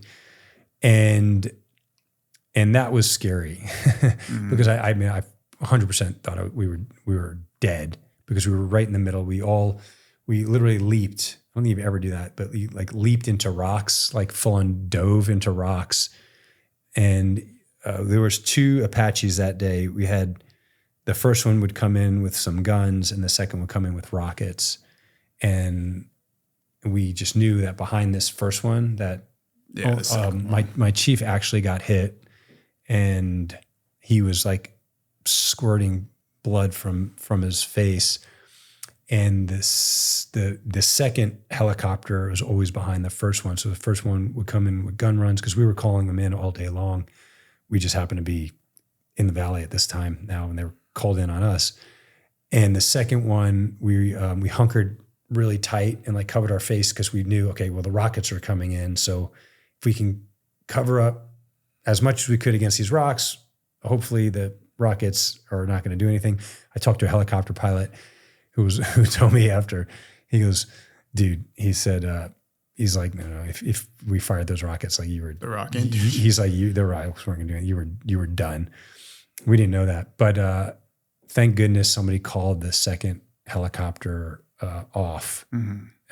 Probably within, who knows, maybe a couple seconds before it was going to release, and that was shitty. Like, we were extremely angry. Yeah, I can imagine. I would be angry too. Yeah, we were really angry, as you can imagine, and just kind of like shocked, like kind of like eyes open, like what the fuck just happened. Again, it could happen so quickly too. It could happen and it happens all the time. Unfortunately, blue on blue incidences happen, and it's a shame. Of course, nobody means for it to happen, but it just does. I'll never forget that, because it literally can see it like it happened yesterday. That was pretty wild. And so these are like little things that you talk about, are there things you remember? Like, that was definitely one of them, because I definitely felt like I shouldn't be here. Yeah, you can live it from that incident. And there were a few more over that deployment, which was extremely busy. And that, like I said, that was after Red Wings had just gone down, and that whole area in Afghanistan we were operating out of was busy and buzzing. And so we were constantly targeting different groups of Taliban and other fighters. Sometimes I don't even know who we're going after, but they said they were bad, and that was good enough. And that was 2005. So let me ask, you're highlighting, the situation, for example, with the friendly fire of the Apaches. Throughout a deployment, you have scenarios like this, you have close calls, whatever it might be. Do you feel like there ends up being a bit of that, whether it's a disconnect or also somewhat feeling comfortable with one's own death? And then do you think that's also, I know this is a long question, but adding into what we were just talking about with the opportunities with psychedelics, of reopening that spirituality and exploring it, do you think that is a kind of another aspect that is critical and why it can be so powerful for vets? So if I understand the question, you're saying, are these psychedelic treatments useful for going back to experience those type of incidences again, or not necessarily experience them, but more because of those experiences?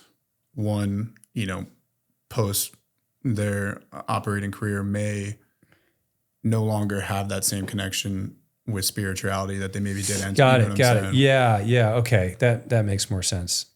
Definitely. And I've heard that individuals have lost their spirituality or their faith because of incidences, right? So because their friend got killed, or because they experienced something that they couldn't believe, if there was a God, would allow that to happen. And absolutely. And I've heard that over and over again. I've heard many guys have lost their connection to something while they were operating, while they were in the teams, while they kept going overseas again and again and again, or maybe their life was in turmoil, or again, it's usually, losing friends or getting, badly hurt. And individuals question, who's this person that I've been praying to the whole time? Like, why are they allowing these things to happen in my life or whatever? And yes, that's why then individuals are, seeking out treatment afterwards I don't know if they're seeking treatment to bring themselves back spiritually. I haven't heard that per se. It's been more a byproduct of just seeking out something to deal with, like what they were struggling with. And, that's a pretty good byproduct though. No, I agree. Well, because the reason I asked that is because, again, when you're in the field all the time, I would imagine you almost have to just be comfortable with mortality. You have to be comfortable knowing at any day. Yeah. You definitely don't think, you may think about it. I don't know. I think if you constantly thought about it, you'd like lose your mind. Yeah. Right. Like, you wouldn't be able to operate, and you wouldn't be able to work, and you can't have the mindset of fear, right? You have to have the mindset of like courage and I want to say faith, faith and courage and confidence. Like that 100% is what you need to be, deadly, to be successful. You always got to believe you're going to win. Once you start thinking anything negative, you're not going to be a good fighter. You're not going to be a good leader. Yeah, because again, too, I would see, the faith. That's a crazy thing about, as this is starting to get more and more explored, is you hear people that say they legitimately feel like they shook hands with God, or whatever, whether it's you pick a specific religion and they feel like they communicate with that, or just a general, sense of. We've had so many that said that said like they had, in their deep experience, they were at the foot of God. Mm-hmm. Right. And for individuals, when they say that, they don't just mean like, yeah, I had this dream or this image, like they experienced it. And that's the part that is so mind blowing of what some of these experiences are like. When you experience it, like really feel like, dude, I was there. That's a powerful, that's something powerful that you'll never forget. No, 100%. Right? Well, because that's what I'm thinking too, is, in a time of war or whatever it might be, many maybe go in spiritual, but then quickly lose that connection and not to, this will be somewhat controversial, but a lot of people grow up with their spirituality only being based on books and going to church. So They don't ever get to feel that raw connection. Or what they've been told to do, right? Yeah, exactly. But when you are, everyone that says it, they say, the experience, the colors are the most vibrant you've ever seen. The voices are the most clear they've ever been. The person you're meeting, you feel like you've met them before. All those. Yeah, it's just like it's like unconditional love. Yeah, like if you want to call it that, like it's everything is perfect. Mm-hmm. And if you experience that, you realize that like life's not that seriously, bad. Right? Literally, like my experience was that, and I remember like popping up and just going like, this is a joke. Like this like skin and blood and like whatever body I'm in right now is just like it's like a temporary vessel. Yep. And like there's such a more powerful place for all of us. And just, this is a thing that we just get through, and we shouldn't take life so seriously. And this is easy almost, right? And that's kind of what I got from it. And, you never forget that. And then I've had these experiences since. I've had them on like, I was in a spin class. No, not in a spin class. I was like on a bike. I was like on a Peloton or something at a hotel. And I had this like insane spiritual experience, like right in the middle of the workout. I couldn't a song came on and I had this like almost the same exact experience that I had when I was doing my psychedelic journey. And I'll never forget it because it literally was just like unconditional love, colors, the sounds, the feeling, everything was perfect. Like I didn't want to leave that. And I'm like, oh, this is it. This is infinity, right? Mm-hmm. Like this is whatever you want to call it. And then I had it again. Recently, my wife and I were in Cancun, and I was sitting in bed and I was like, sometimes, I still, depression hits me sometimes for no reason. Like I don't like it. It just does. And I just deal with it. It's much easier to deal with now. I could kind of get out of it through breath work and meditation and kind of thought patterns and stuff. But I was sitting in bed and like, for some reason, like life was just heavy for no reason. Like we're in the most beautiful Edition hotel in Riviera Maya. And I wasn't going to let it defeat me. And I just had this like moment that like, I don't know what it was, but like it just had my back. Mm-hmm. And when you when you have that experience, and I had it, and I've had it a few times now, and that was one of them. And I remember it was so powerful because like, it was so weird. I woke up in the morning and it was like, the world was on my shoulders for some reason. It was like, I was super depressed. Like everything sucked for no reason. And I just kind of started doing some like mantra in my head, you know, just to get whatever bad thoughts were out. And as I was saying mantra, like I just had this comfort just come over me, like complete unconditional love again. It was just like blanketed over me. And I didn't want to leave it. I'm like, this is what is happening? Like, this is incredible. And it stayed with me. And we went to breakfast. And I remember sitting there talking to Amber, and I told her what happened. And I said, like, I'm still in it and I don't know what it is. And I just started crying, and she like put her hand on me. And I just went through this like spiritual experience for like an hour. And it was, I don't know what it was. And then it went away. So, you know, since my first, if you want to call it realization or experience in 2017, I've had a few since then, and they've been like connection to, you know, I'm not going to make believe I know. I'm always guessing. Yeah. But there was something that there's something that spoke to me. Yeah. I mean, I've heard it many times, is that when you take something that powerful, it opens the door. And then once that door is open, for better or worse, there's of course the negative door for some, but the positive door, you know, that idea that spirituality comes back. I think it's so important for people, for that feeling, for that understanding.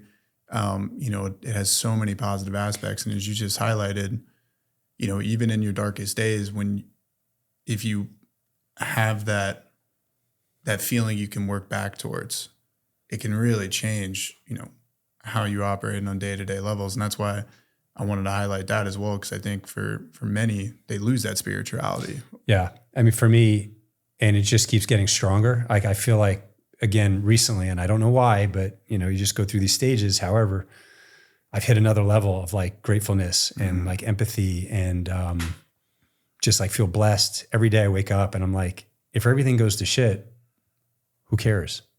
Like literally, I'm breathing. I have an amazing wife. I have amazing kids. And we're all good. Like, we're all going to be fine. And we can't take ourselves too seriously and life too seriously. And yeah, it just keeps getting better.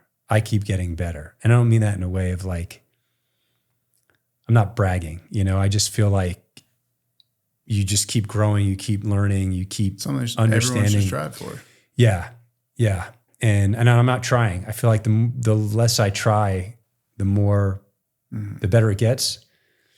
So I didn't think we were going to go, you know, this deep on this. But, you know, you talked about it and it's very real. I mean, I enjoy talking about it because these are things that have really happened to me. And I'm a person who every day who, you know, lives with someone who is extremely faithful. Her faith is the only thing that kept us together and got through this. And who I constantly question.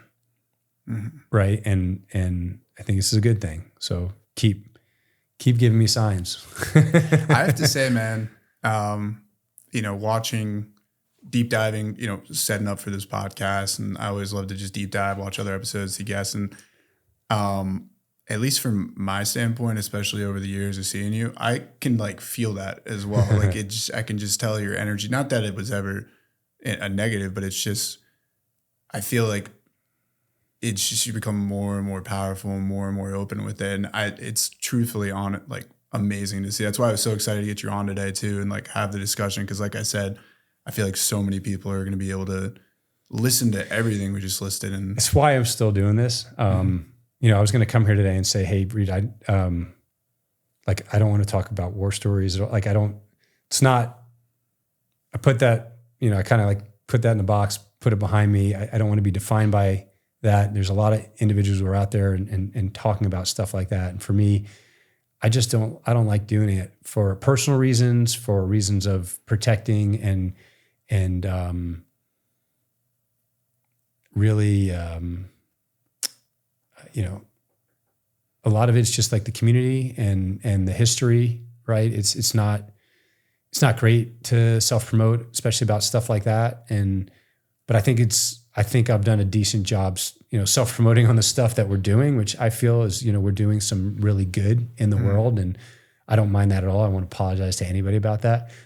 But sometimes getting into the war stories, I was just like, I don't want to talk about stuff like that. There's enough of that out there. I've done just as much as everybody else. And I don't need to, put that out there. But, talking about this, as you can see, it's like, this is powerful. And why I'm saying this is because what keeps Amber and I going are like the text messages we get and the stories we hear from people that write to us about, there was a kid who texted the other day. I should read this to you. Like this is what keeps us going. It was basically a son of one of the veterans that went through treatment recently. And he wrote us and just said, thank you. Like my dad was gone for like so many years and you gave him back to us. So that was cool. And that's why I'm on here. That's why we're doing this. Mm-hmm. We have to do a little bit for us, like for me and Amber, like we need to take care of her and I, and we're doing this together. But this is such a easy, passionate mission that we don't have to do anything different except be ourselves. Yeah, no, I mean, it's amazing, man. Like you highlighted, there's obviously guys going out there talking about the war stories and this and that. And by the way, that's cool. And they're great. I think, when you've lived it, you're like, oh, I've heard that, Yeah. But for people who haven't, that's like super important. I keep hearing that, by the way, from people I really respect, like some mentors that are, folks in business and everything. I ask them, I'm like, what do you think about, hearing these stories? And they're like, are you kidding? Like, we love that. We don't get to hear that. We've never heard that. We didn't live in your world. Mm-hmm. Like what you think is normal, we don't get to hear. We love you and love, what the communities do and going, so we look at it differently as like, oh, that dude's bragging about himself. And, I have my mentors and friends who never served to say, please tell more because like, that's why we're here. Yeah. Right. And so it's good to hear that. Let me say this from the host seat. Yeah. I'm lucky enough I kind of get to sit in all aspects and I'm actually the guy asking the questions, which is definitely rare. I think that there's a really critical aspect of the story we're telling today, right? You talked about, for example, like a war story might be the Apache thing, but it's not. That's more of we're moving into the emotional side of things, right? So when we're telling like a complete story and we're talking about an individual, I always think if the story is aligned with the story of that individual, then we're on the right track, right? There's definitely guys that may come out and be a little bit over the top in general. And I recognize from your guys' side, it's especially if it's, comes out. Yeah. They're completely lying or anything like that. But in general, I can recognize that as well. And I always say, the guys that come on and maybe that's what we're diving in this episode. I always say it's important for what I want the viewers to take away from it is understanding twofold, the complexities that's happening abroad, because it pisses me off the way some people will approach those situations and not have discussions and think of it like it's a game. And then two, just what it takes to be you guys, because it's not as simple as you strap it up, you go, you clock out, you're good to go. Yeah. It's like, so it's twofold. It's what's happening over there. And then, what we're talking about today, the mental aspect. And so that's how I would hope people would want to look at it. Not, just, I want to hear cool war stories. Yeah, no. And I've learned that. And like I said, the war stories are cool. People love them and they are. When you hear them, like, yeah, that's actually pretty cool. Yeah. But we do this for people get something out of it. Yeah. Well, that's what the impact you're making. I mean, not only can it impact veterans, but even just the normal people. I mean, as you highlighted, the families. This is for everybody. I mean, this is why I started, the company Taramind. All it does is take what we learned at vets and introduce mental health care to the private sector and do it in a way where people have access to, affordable treatments that work. And, you can look at it as a business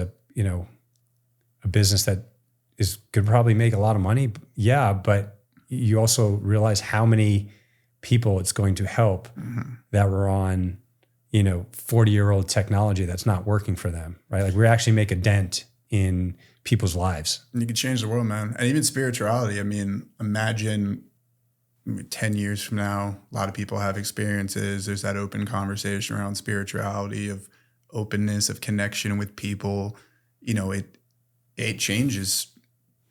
We did a retrospective study at Vets for this reason, because Amber wanted to do it, because of every single person that came out was talking about this spiritual connection. And so we took our researchers from Hopkins and Ohio State and did a retrospective on what their experiences were like. And we're putting the data together, but the data is showing right now, it's like over 90% of individuals that went through treatment have had a profound, if not the most profound spiritual experience coming out of these things. That is incredible. Is there any overlap, or have you guys started exploring exactly the who or what or scenarios? No, that's actually interesting. I don't know exactly what the questions were. I probably should know that, but we'll wait till the results come out, and then maybe we'll chat about that again. Yeah. But I'm definitely interested. Yeah. Like you're talking about like a specific spiritual entity or something.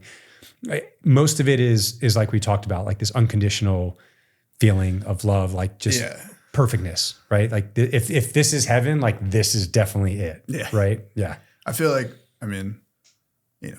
it sounds like Joe Rogan now on this, but he always talks about, DMT and the idea of being like that bliss, but a lot of people will see similar things, like whether it's the clowns, or they'll see very similar, like the feeling of God.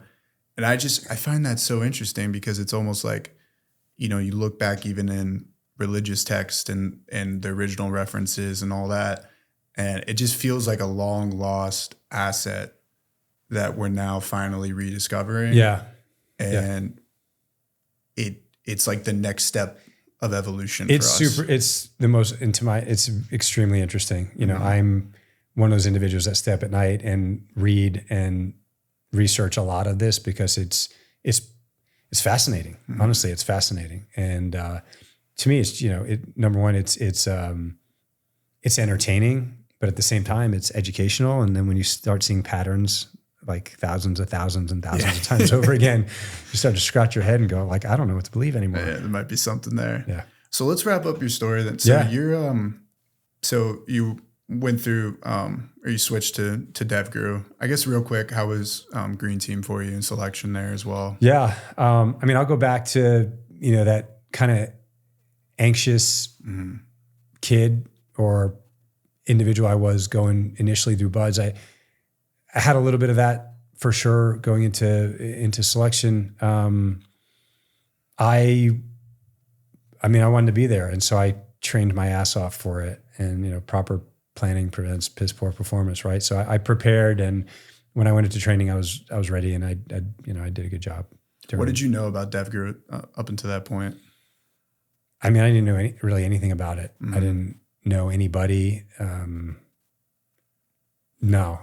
Little to nothing. There was nothing out there other than, an instructor I may have had, and they always seemed like they were pretty locked on, and then you always want to emulate that person. Is the right word? I didn't know a whole lot. And so for me, it was just like, keep your mouth shut, work hard, work out hard, shoot hard, volunteer for everything, and hopefully it would be a good ride. Had you already started to feel a bit of burnout at that point in terms of the effects, or were you still kind of? No, I was very much in the hockey stick upward feeling good momentum of, very confident. Everything was good. Everything was good. So what were those next couple of years of operation like? Yeah. It was busy. It was extremely busy. And, I think it was definitely the best time of my life, best individuals, and just all around the teams just in general didn't matter. But, we were busy. Operational tempo was extreme, if you want to call it that. I don't think we knew any different, or whether we just wanted to work as much as we could. That's why you put on the uniform, right? Is to quote unquote, go outside the wire as much as you can. And so we did that as much as we could. And it was, from, I don't know, 2005, maybe 2006 to 2010, it was nonstop. Yeah. Was there any like moment during that time, or was just a feeling ever where, you started to feel the effects, or was it really not until, post 2010 where you stepped out? It was closer to 2010 where I just didn't start. I wasn't feeling like myself. Like just everything changed. It was odd. Just all of it. And it was time. It was time to, put my family back together, really. It was time to work on other things. Didn't have lost all the kind of momentum, if you want to call it, confidence, all of it. Yeah. So you could definitely tell something was like shifting. And that's when I went out to the West Coast to be an instructor, and it really started a tailspin at that point. Yeah, that you kind of mentioned it there. And, you mentioned Amber a few times during this, and obviously kids and everything. And, it's awesome to hear how strong your guys' relationship is. And I know that's so critical. I mean, for the kids, just, having you in all aspects, and then obviously connection with the spouse. But, you mentioned that over time and then post leaving the teams, but I heard you mention this on another podcast, and I've had a lot of guys that have said similar things, but you never really get that connection when you're spending so much time operating. You kind of lose that family value. So coming home, after a long career and operating at such a high level, what did that missing connection feel like? There was none. Mm-hmm. I think you try to reconnect something that there's nothing there. Mm-hmm. That's the problem. And I think you both learn to live completely separate lives, right? You're gone. Your wife is, she has to build their own life because you're gone 300 days out of a year. And that's why I always tell, guys that have stayed in for 30 years, and I'm just like, I'm in awe because they're able to do it. And and the ones that stay together, I'm even, I'm more in awe that they were able to hold that all together. But here, ironic or not ironic, Amber and I talk about it. She goes, Marcus, who are the ones that are staying together? She's like, they're the ones that are like going to church together. Their faith is strong. Spirituality. And it's true. Mm-hmm. So we talked about this a little bit at the beginning, but, you leave out the military and you start having a lot of these, you worked as an instructor, but you started having a lot of these different psychological issues that started kind of compounding. Can you detail, when those really first started to pop up and kind of the feeling of? Well, I think, they definitely started in 2010, where I was just like completely distant. I started becoming extremely isolated and distant just in general, and very just cold and numb. And I remember my parents talking about it with Amber, talking about it like, like Marcus is not himself, like Marcus, right? And that started, as I mentioned, probably around 2010, but probably started a little bit earlier, but like that's when I started noticing it. And then once I went to the West Coast, I just completely shut off and was extremely isolated. Didn't really want to do much. Went to work, but didn't really connect at work. Just tried to like run away from everything. That's what I felt like. I just felt like I was like running away from everything. And then I got out as fast as I could. I felt like that was running away. And then I lost touch with mostly everyone, I think, at that point, thinking that, family life would be just incredible and no issue. And it was like the complete opposite. And so when you're kind of running from your former community, you have no family, you have family, you have no family, like what's left, right? So like you have, whiskey to like drown your sorrows in. You're trying to make new friends. You're trying to fit in. You're doing stupid things. and it's just like a recipe for disaster. And it's probably the same story that, you hear a lot. And everybody who's experiencing that, the ironic thing is you think you're the only one that's dealing with it. That's actually just what I was about to It's ask. crazy. You think like I'm the only one, there's nobody else, till you talk to one person and they're like, no way. Like, I'm dealing with the same shit, and interesting. Like, why? And then you realize that, it's just stuff that you got to overcome, and everybody's got different ways of overcoming. Amber did it through her faith. I did it through Ibogaine. Others are doing it, on the mat or in the weight room. But even then, I've had a friend that tell me, Marcus, I just tried to CrossFit the shit out of this, and like it didn't work. Yeah, I don't know if I'd want somebody on the mat. And sure, you can do all those things, but like if you're not right, you still gotta fix what's broken or what's temporarily broken. So, and do you think I think this is what's so beautiful about you being the individual that's opening up the doors for this and opening up the conversation and really, providing this outlet for people, is I've heard from guys on the show and such that they don't want to go to just a normal psychologist and talk this over, because it's like, how can you weren't on the team, you had no connection. They won't get it. It's the worst part is dealing with individuals who just don't understand. And I say that now, I'm saying it, wondering like what that really means, but no, it's true. I don't think people really truly understand like what maybe you went through or what it feels like to go through something. It's easier to relate with individuals that you quote unquote bled with, figuratively or and that's the hard part. So if you do meet a professional that's supposed to be helping you, do they understand this community? I tell you what, all the therapists that we have at Vets that work with the individuals that are coming through our program, every single one of them is trauma trained, veteran trained, and licensed therapists, which is like kind of the trifecta. So first you got to be licensed. They're not just coaches, they're a licensed therapist. Second, trauma trained, which is like your highest level of therapy. It's a different protocols and different treatments.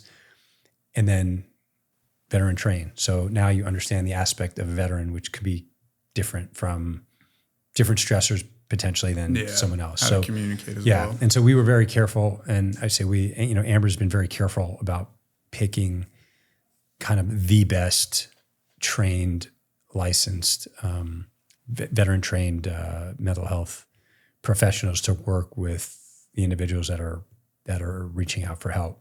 And because that's important. Like you said, if you can't connect with the person that's supposed to be helping you, you're not going to get there. Yeah, I was going to say, do you think, one of the issues I would imagine as well, you were highlighting this, a lot of guys feel like it's just them and they don't open the door to conversation, even with the people that have been their family for a decade or however long. And I would imagine even if you go get the help, if it's not somebody that you feel like is you, but instead it's, the way you're looking at it is someone that, just read a bunch of books. Yeah, if it sounds like it's coming from an academic institution versus like a real connection, like you're going to roll your eyes. And I've been there, and I've unfortunately I've had to talk to many individuals like that, and it's painful. It makes it worse actually, because you're going like, hey, I'm in here seeking help from a professional. You suck. Right? And so now what? What was the feeling, and like, how would you encourage guys to reach out to those around them, like actually on the team? I think you got to check in. You have to check in. I'll make a joke about a buddy check.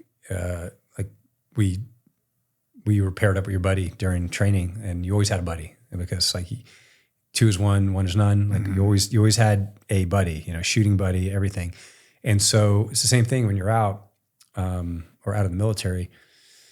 Got to check on your buddies. And when you see any signs that there is something wrong, there is no reason why you can't just ask what's up.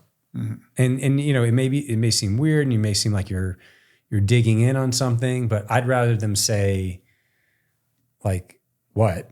Like, why are you bugging me, than not being able to talk to that person again because I was too scared to ask if there was anything wrong, even though I felt like there's something wrong. And I can feel it. Like for me now, it's easy. Again, I keep, you kind of keep growing. When you get to these different levels, you can kind of read everybody and how they are. I mean, I could just have a 30-second conversation with a person and know right there and then whether they had like childhood trauma or whether they experienced something or they're trying to prove something. Like it's so easy for me.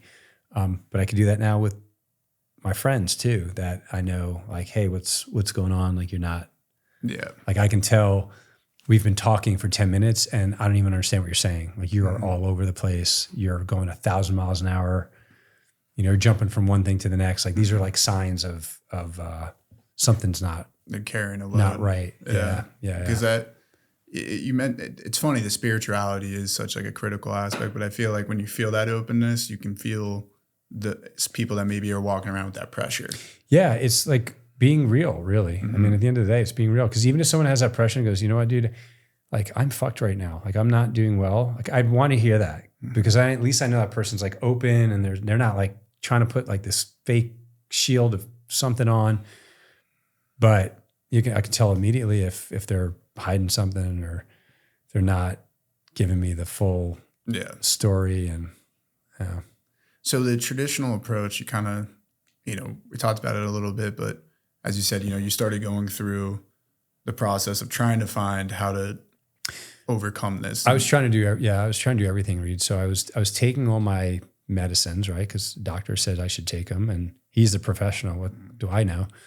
So I was doing the meds, but I was also starting to take more. I was taking kind of like Provigil and Nuvigil and Provigil stuff to like concentrate, and some, definitely taking some Ambien to go to sleep, and mixing those were not doing well for me. I was getting like really bad migraines, and Amber started getting me into brain centers because she just thought like, this is not a PTSD thing. Marcus loved, I loved doing what I was doing.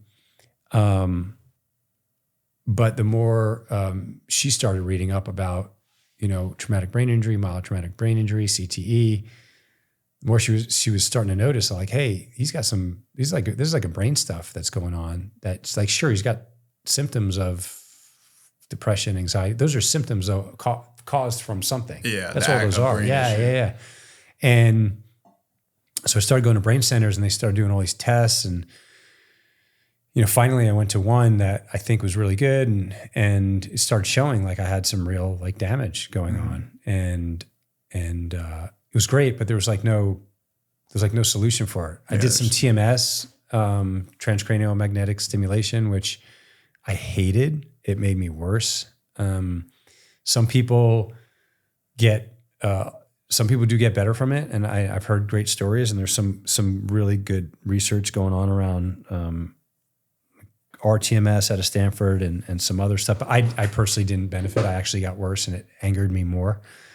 This is what we're talking about, people's chemistry. Everybody's different, right? And so people were going in there with autism and getting amazing results, kids coming over from Germany and stuff. But for me, this was definitely not working. And I've heard that from some of my friends who said they left there angrier than when they went in there. So, and I get it.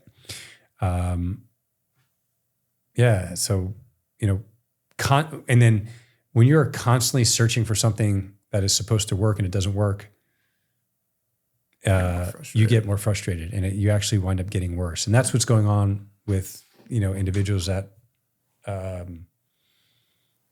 are seeking help, and they're not getting help. They're actually getting worse. Mm-hmm. And so what do you do for these folks? And I feel, time is of the essence. When someone's depressed, like they don't have months to see someone, or, they got to go now, like yesterday. And we got to do a better job of providing that access. I don't have the answer. I'm working on it, but it's just something that we got to be cognizant of.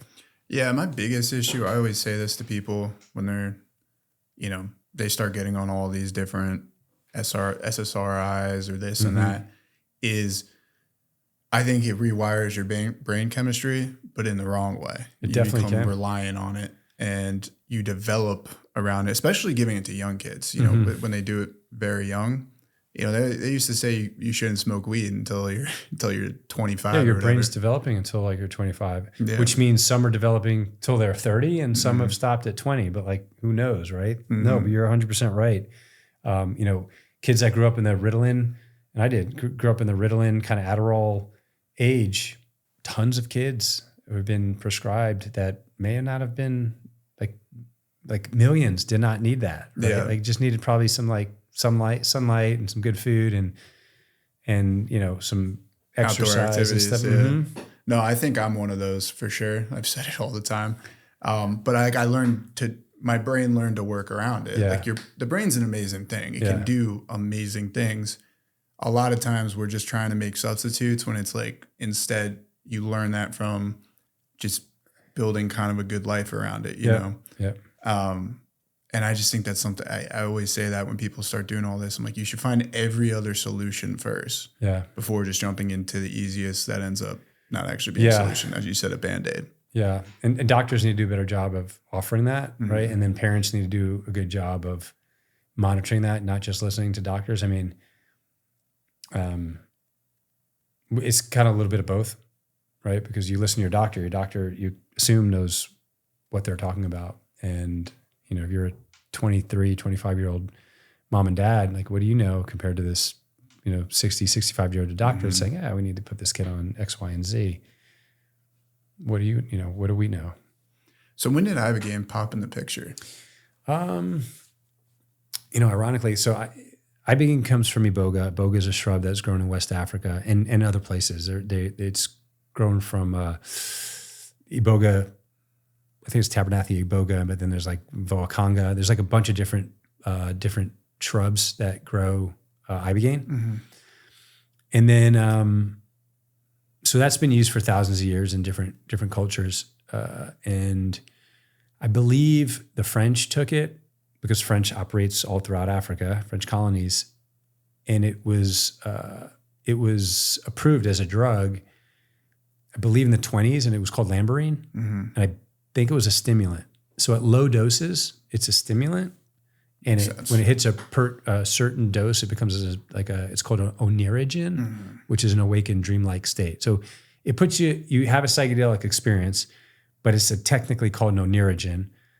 And at low doses, it's a stimulant. So it's like microdosing. For Microdosing would be stimulants. Mm-hmm. And I don't know if soldiers took it or not, but it got taken off the market. Mm-hmm. And then again, I want to say either late 70s or early 80s, Howard Lotsoff, New York City, was a heroin addict. And I think he took Ibogaine to trip one night, was given Ibogaine. You're just having fun. Literally, and woke up without any cravings for heroin anymore at all. Holy shit. And he'd been a heroin addict for a number of years. And he just said, there's something to this drug I took last night.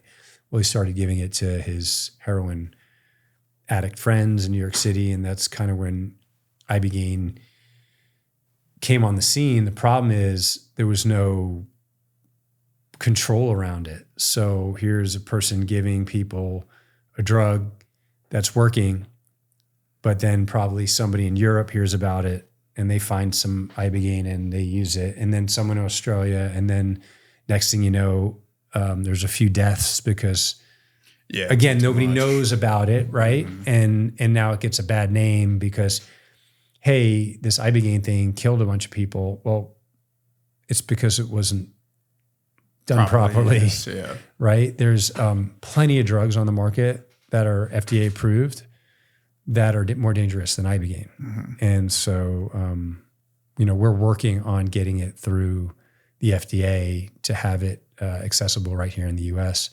It's what we're working on in Texas right now, Texas Ibogaine Initiative. I'll be down in Austin next week at the state capitol on Tuesday. It's legislative day, so we'll be meeting with 70 offices, members of Congress, just to educate around Ibogaine therapy. And what we're doing is it's to introduce a public-private partnership in Texas to release $50 million to do clinical trials right here. So individuals, so veterans will have access TBI, opioid use disorder, PTSD. And so that's what we're working on. I feel pretty good about the way it's going. Governor Rick Perry is involved. He is kind of quarterbacking the team along with a gentleman by the name of Brian Hubbard, who ran the opioid abatement. I'm going to butcher this. He ran the initiative in Kentucky and now doing it here in Texas. Kentucky, it failed only because of really political motives. But I think here we have a good shot because, again, we're doing this for behind research. We're doing it for veterans. We've got, over 1,000 anecdotal stories and some pretty good data now from Stanford saying, like, you need to allow access that this works. We know it works. I think what everybody is going to be concerned with is the safety. But again, if we screen properly, we're covered, right? You screen properly, you screen out the individuals that may get hurt, then we don't get hurt. So that's actually, because I want to know your story and like how you got introduced to it and your path. And that kind of carries me into a second question of how do you convince someone to take that step? Let's say they're clear, obviously, physically, but mentally. Because as you highlighted at first, you weren't necessarily. Yeah, I mean, I was scared to death because I didn't understand. Well, I wasn't scared to death. I just thought this was hokey because I thought psychedelics were recreational drugs. I didn't know they were medicines that were abused as recreational drugs. So for me, the leap of faith in 2017 was because I had done the antidepressants. I did the brain centers. I wasn't getting better. I was getting worse. I did TMS. Like nothing was working for me. And then this was introduced, right? Maybe I would have done this earlier if it was introduced. But even when it was introduced, it still took me about a year to commit because I thought it was a little nuts. And I wasn't getting better. And it was at a point where I needed to do something. And that's how I committed. Individuals now are reaching out a little bit proactively, which I think is okay. They're saying, hey, I'm not doing well. I'm having my first child, or, I'm leaving the military. I have 4 children. I want to be present for my, and I'm not right now. So again, us talking about this, people hear about it, they get interested, they want to be proactive and get ahead of where they may be going. So those that may be worried about a negative experience, because, I've had buddies that have had some bad trips before, not on Ibogaine, but just other mushrooms, whatever it might be. And I know mushrooms is another it's a area people are exploring. It can heal people just like Ibogaine can. That's why I don't want to be biased about like all the psychedelics when done properly and at heavy doses. In terms of, you're going to have a deep subjective experience that is individualized to every person. Just that I got introduced to Ibogaine and they're finding out Ibogaine is so good for the brain, kind of hits a lot of different things. How would you? Somebody that may be nervous or scared. To take okay. That So approach. You talked about a bad trip. I think my first experience was horrible. Like it was a really bad trip, if you want to call it that. But I needed that. That's what I needed to see for me to get better. Some of these experiences are not going to be blissful, especially if you're going through something. The idea is you have to work that out, and most of the time when you work it out, it's not a fun experience. Like when you have a serious conversation with somebody that's uncomfortable, they're usually uncomfortable. Like, hey, I have to fire you. Like that's not a fun experience, no matter how fun you make it. Or like you did something wrong and now I have to tell you that you did something wrong. It's kind of awkward. It's like, that's what you're doing on these experiences. You're visiting things that were not good. So they're going to be tough to get through, and that would be considered a bad trip. And so bad trips, as long as they're controlled well by a therapist, can get you into a really good place. And there's many trips that are bad that are just, they're actually good, but they seem bad. So you would say like people that are, if they have a bad trip or anything like that, stepping into the situation, it's like, you say, yes, it's going to be traumatic, but now that we know and we can talk through it, we can work you through that. You come experience. Back to the other side. 100%. And I know plenty of people have come out and said, hey man, I'm not doing well. Like this, that was like really rough. And the program just says, hey, just trust, like let some time pass, work with your therapist. And over the weeks, like you're going to get better. And it all the time. all So the time. what does the next 5 to 10 years look like? Yeah. Good question. I love that question. In the, I'd say the next 5 years is we're working on these initiatives right now. So ibogaine went from nobody even heard about this a couple years ago to there's 8 states right now that just introduced new bills, just like the Texas, to start research and clinical trials in the state. So we don't have to send veterans. Like veterans shouldn't have to go outside. Nobody should have to go outside the country. Mm-hmm. You know, we live in the most incredible place on the planet, and people are going outside the country to go do stem cells and psychedelic treatments. And so we shouldn't be doing that. And it's happening, right? So I'd say in the next 5 years, ibogaine will be FDA approved. We'll have access here in the US. It'll be regulated, highly regulated. I'm sure it'll be controversial like everything else. But in all honesty, by the way, I hate that term. I don't even want to use it because I've been honest. So I just, no, when they say like, let me be honest, or I'm like, was you were lying before or what? Well, podcast is in question now. Yeah, exactly. We'll have access here in the U.S. and the more individuals we talk about it, everyone gets it, right? Mm-hmm. When we can sit behind research and show that these drugs are working and they're working properly, and that there's support and there's medical supervision and they're clinician guided and it's regulated. Everybody can get on board with that. If I tell people that we're just going to let people do ibogaine and run around and grow it themselves, and we're not sure like how much you're getting, that's people get in trouble that way. Yeah. So in 5 years, I see this. I see centers opened up all over the U.S. Or if they're not centers, they're like I said, they're going to be done in hospital settings and ERs. I do see more clinics opening up in the next 5 years. Also, clinics to do IV ketamine, to do psilocybin, MDMA-assisted therapy. So like all these other drugs that are coming through the FDA, we'll see plenty of, if you want to call them clinics and retreats, that people will have access to, and they'll be able to, they'll be able to go, just like we've been sending individuals outside the country to do these. Mm-hmm. Next 10 years, that's a long time. I don't think I've ever thought 10 years out. I'll be 58 at that time. Hopefully my wife and I will be retired from day to day of doing everything and be able to enjoy each other and invest in really cool kind of, her and I are always interested in different things. And so we want to just be involved in companies and opportunities that I'd say, help people grow, help humanity.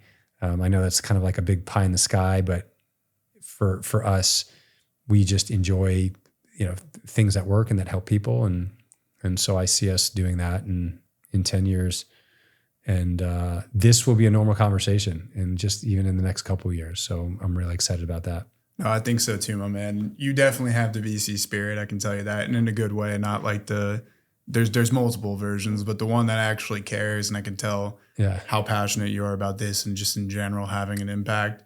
Yeah, man. I mean, I'm a massive supporter, love what you're doing, and I can't tell you, Thank you. How critical I think it is. I know I've highlighted it a ton. Yeah, but thank you.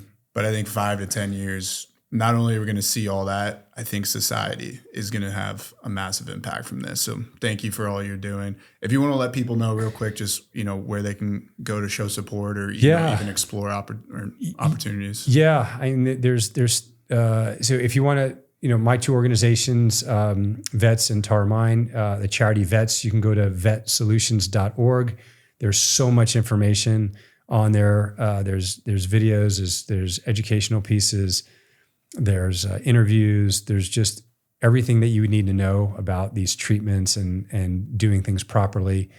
And of course, if you want to support the mission and donate or volunteer, there's opportunities there. And then my business, taramine.com, there, we're bringing, as I mentioned, alternative treatments to the private sector. And if you want to learn more about what we're doing there, go to our website, taramine.com. Well, Marcus, my man, you're doing amazing things, and I'm excited to see you, keep man. moving forward. Appreciate it, bro. Yeah, thank you. Thanks so much. Awesome, brother.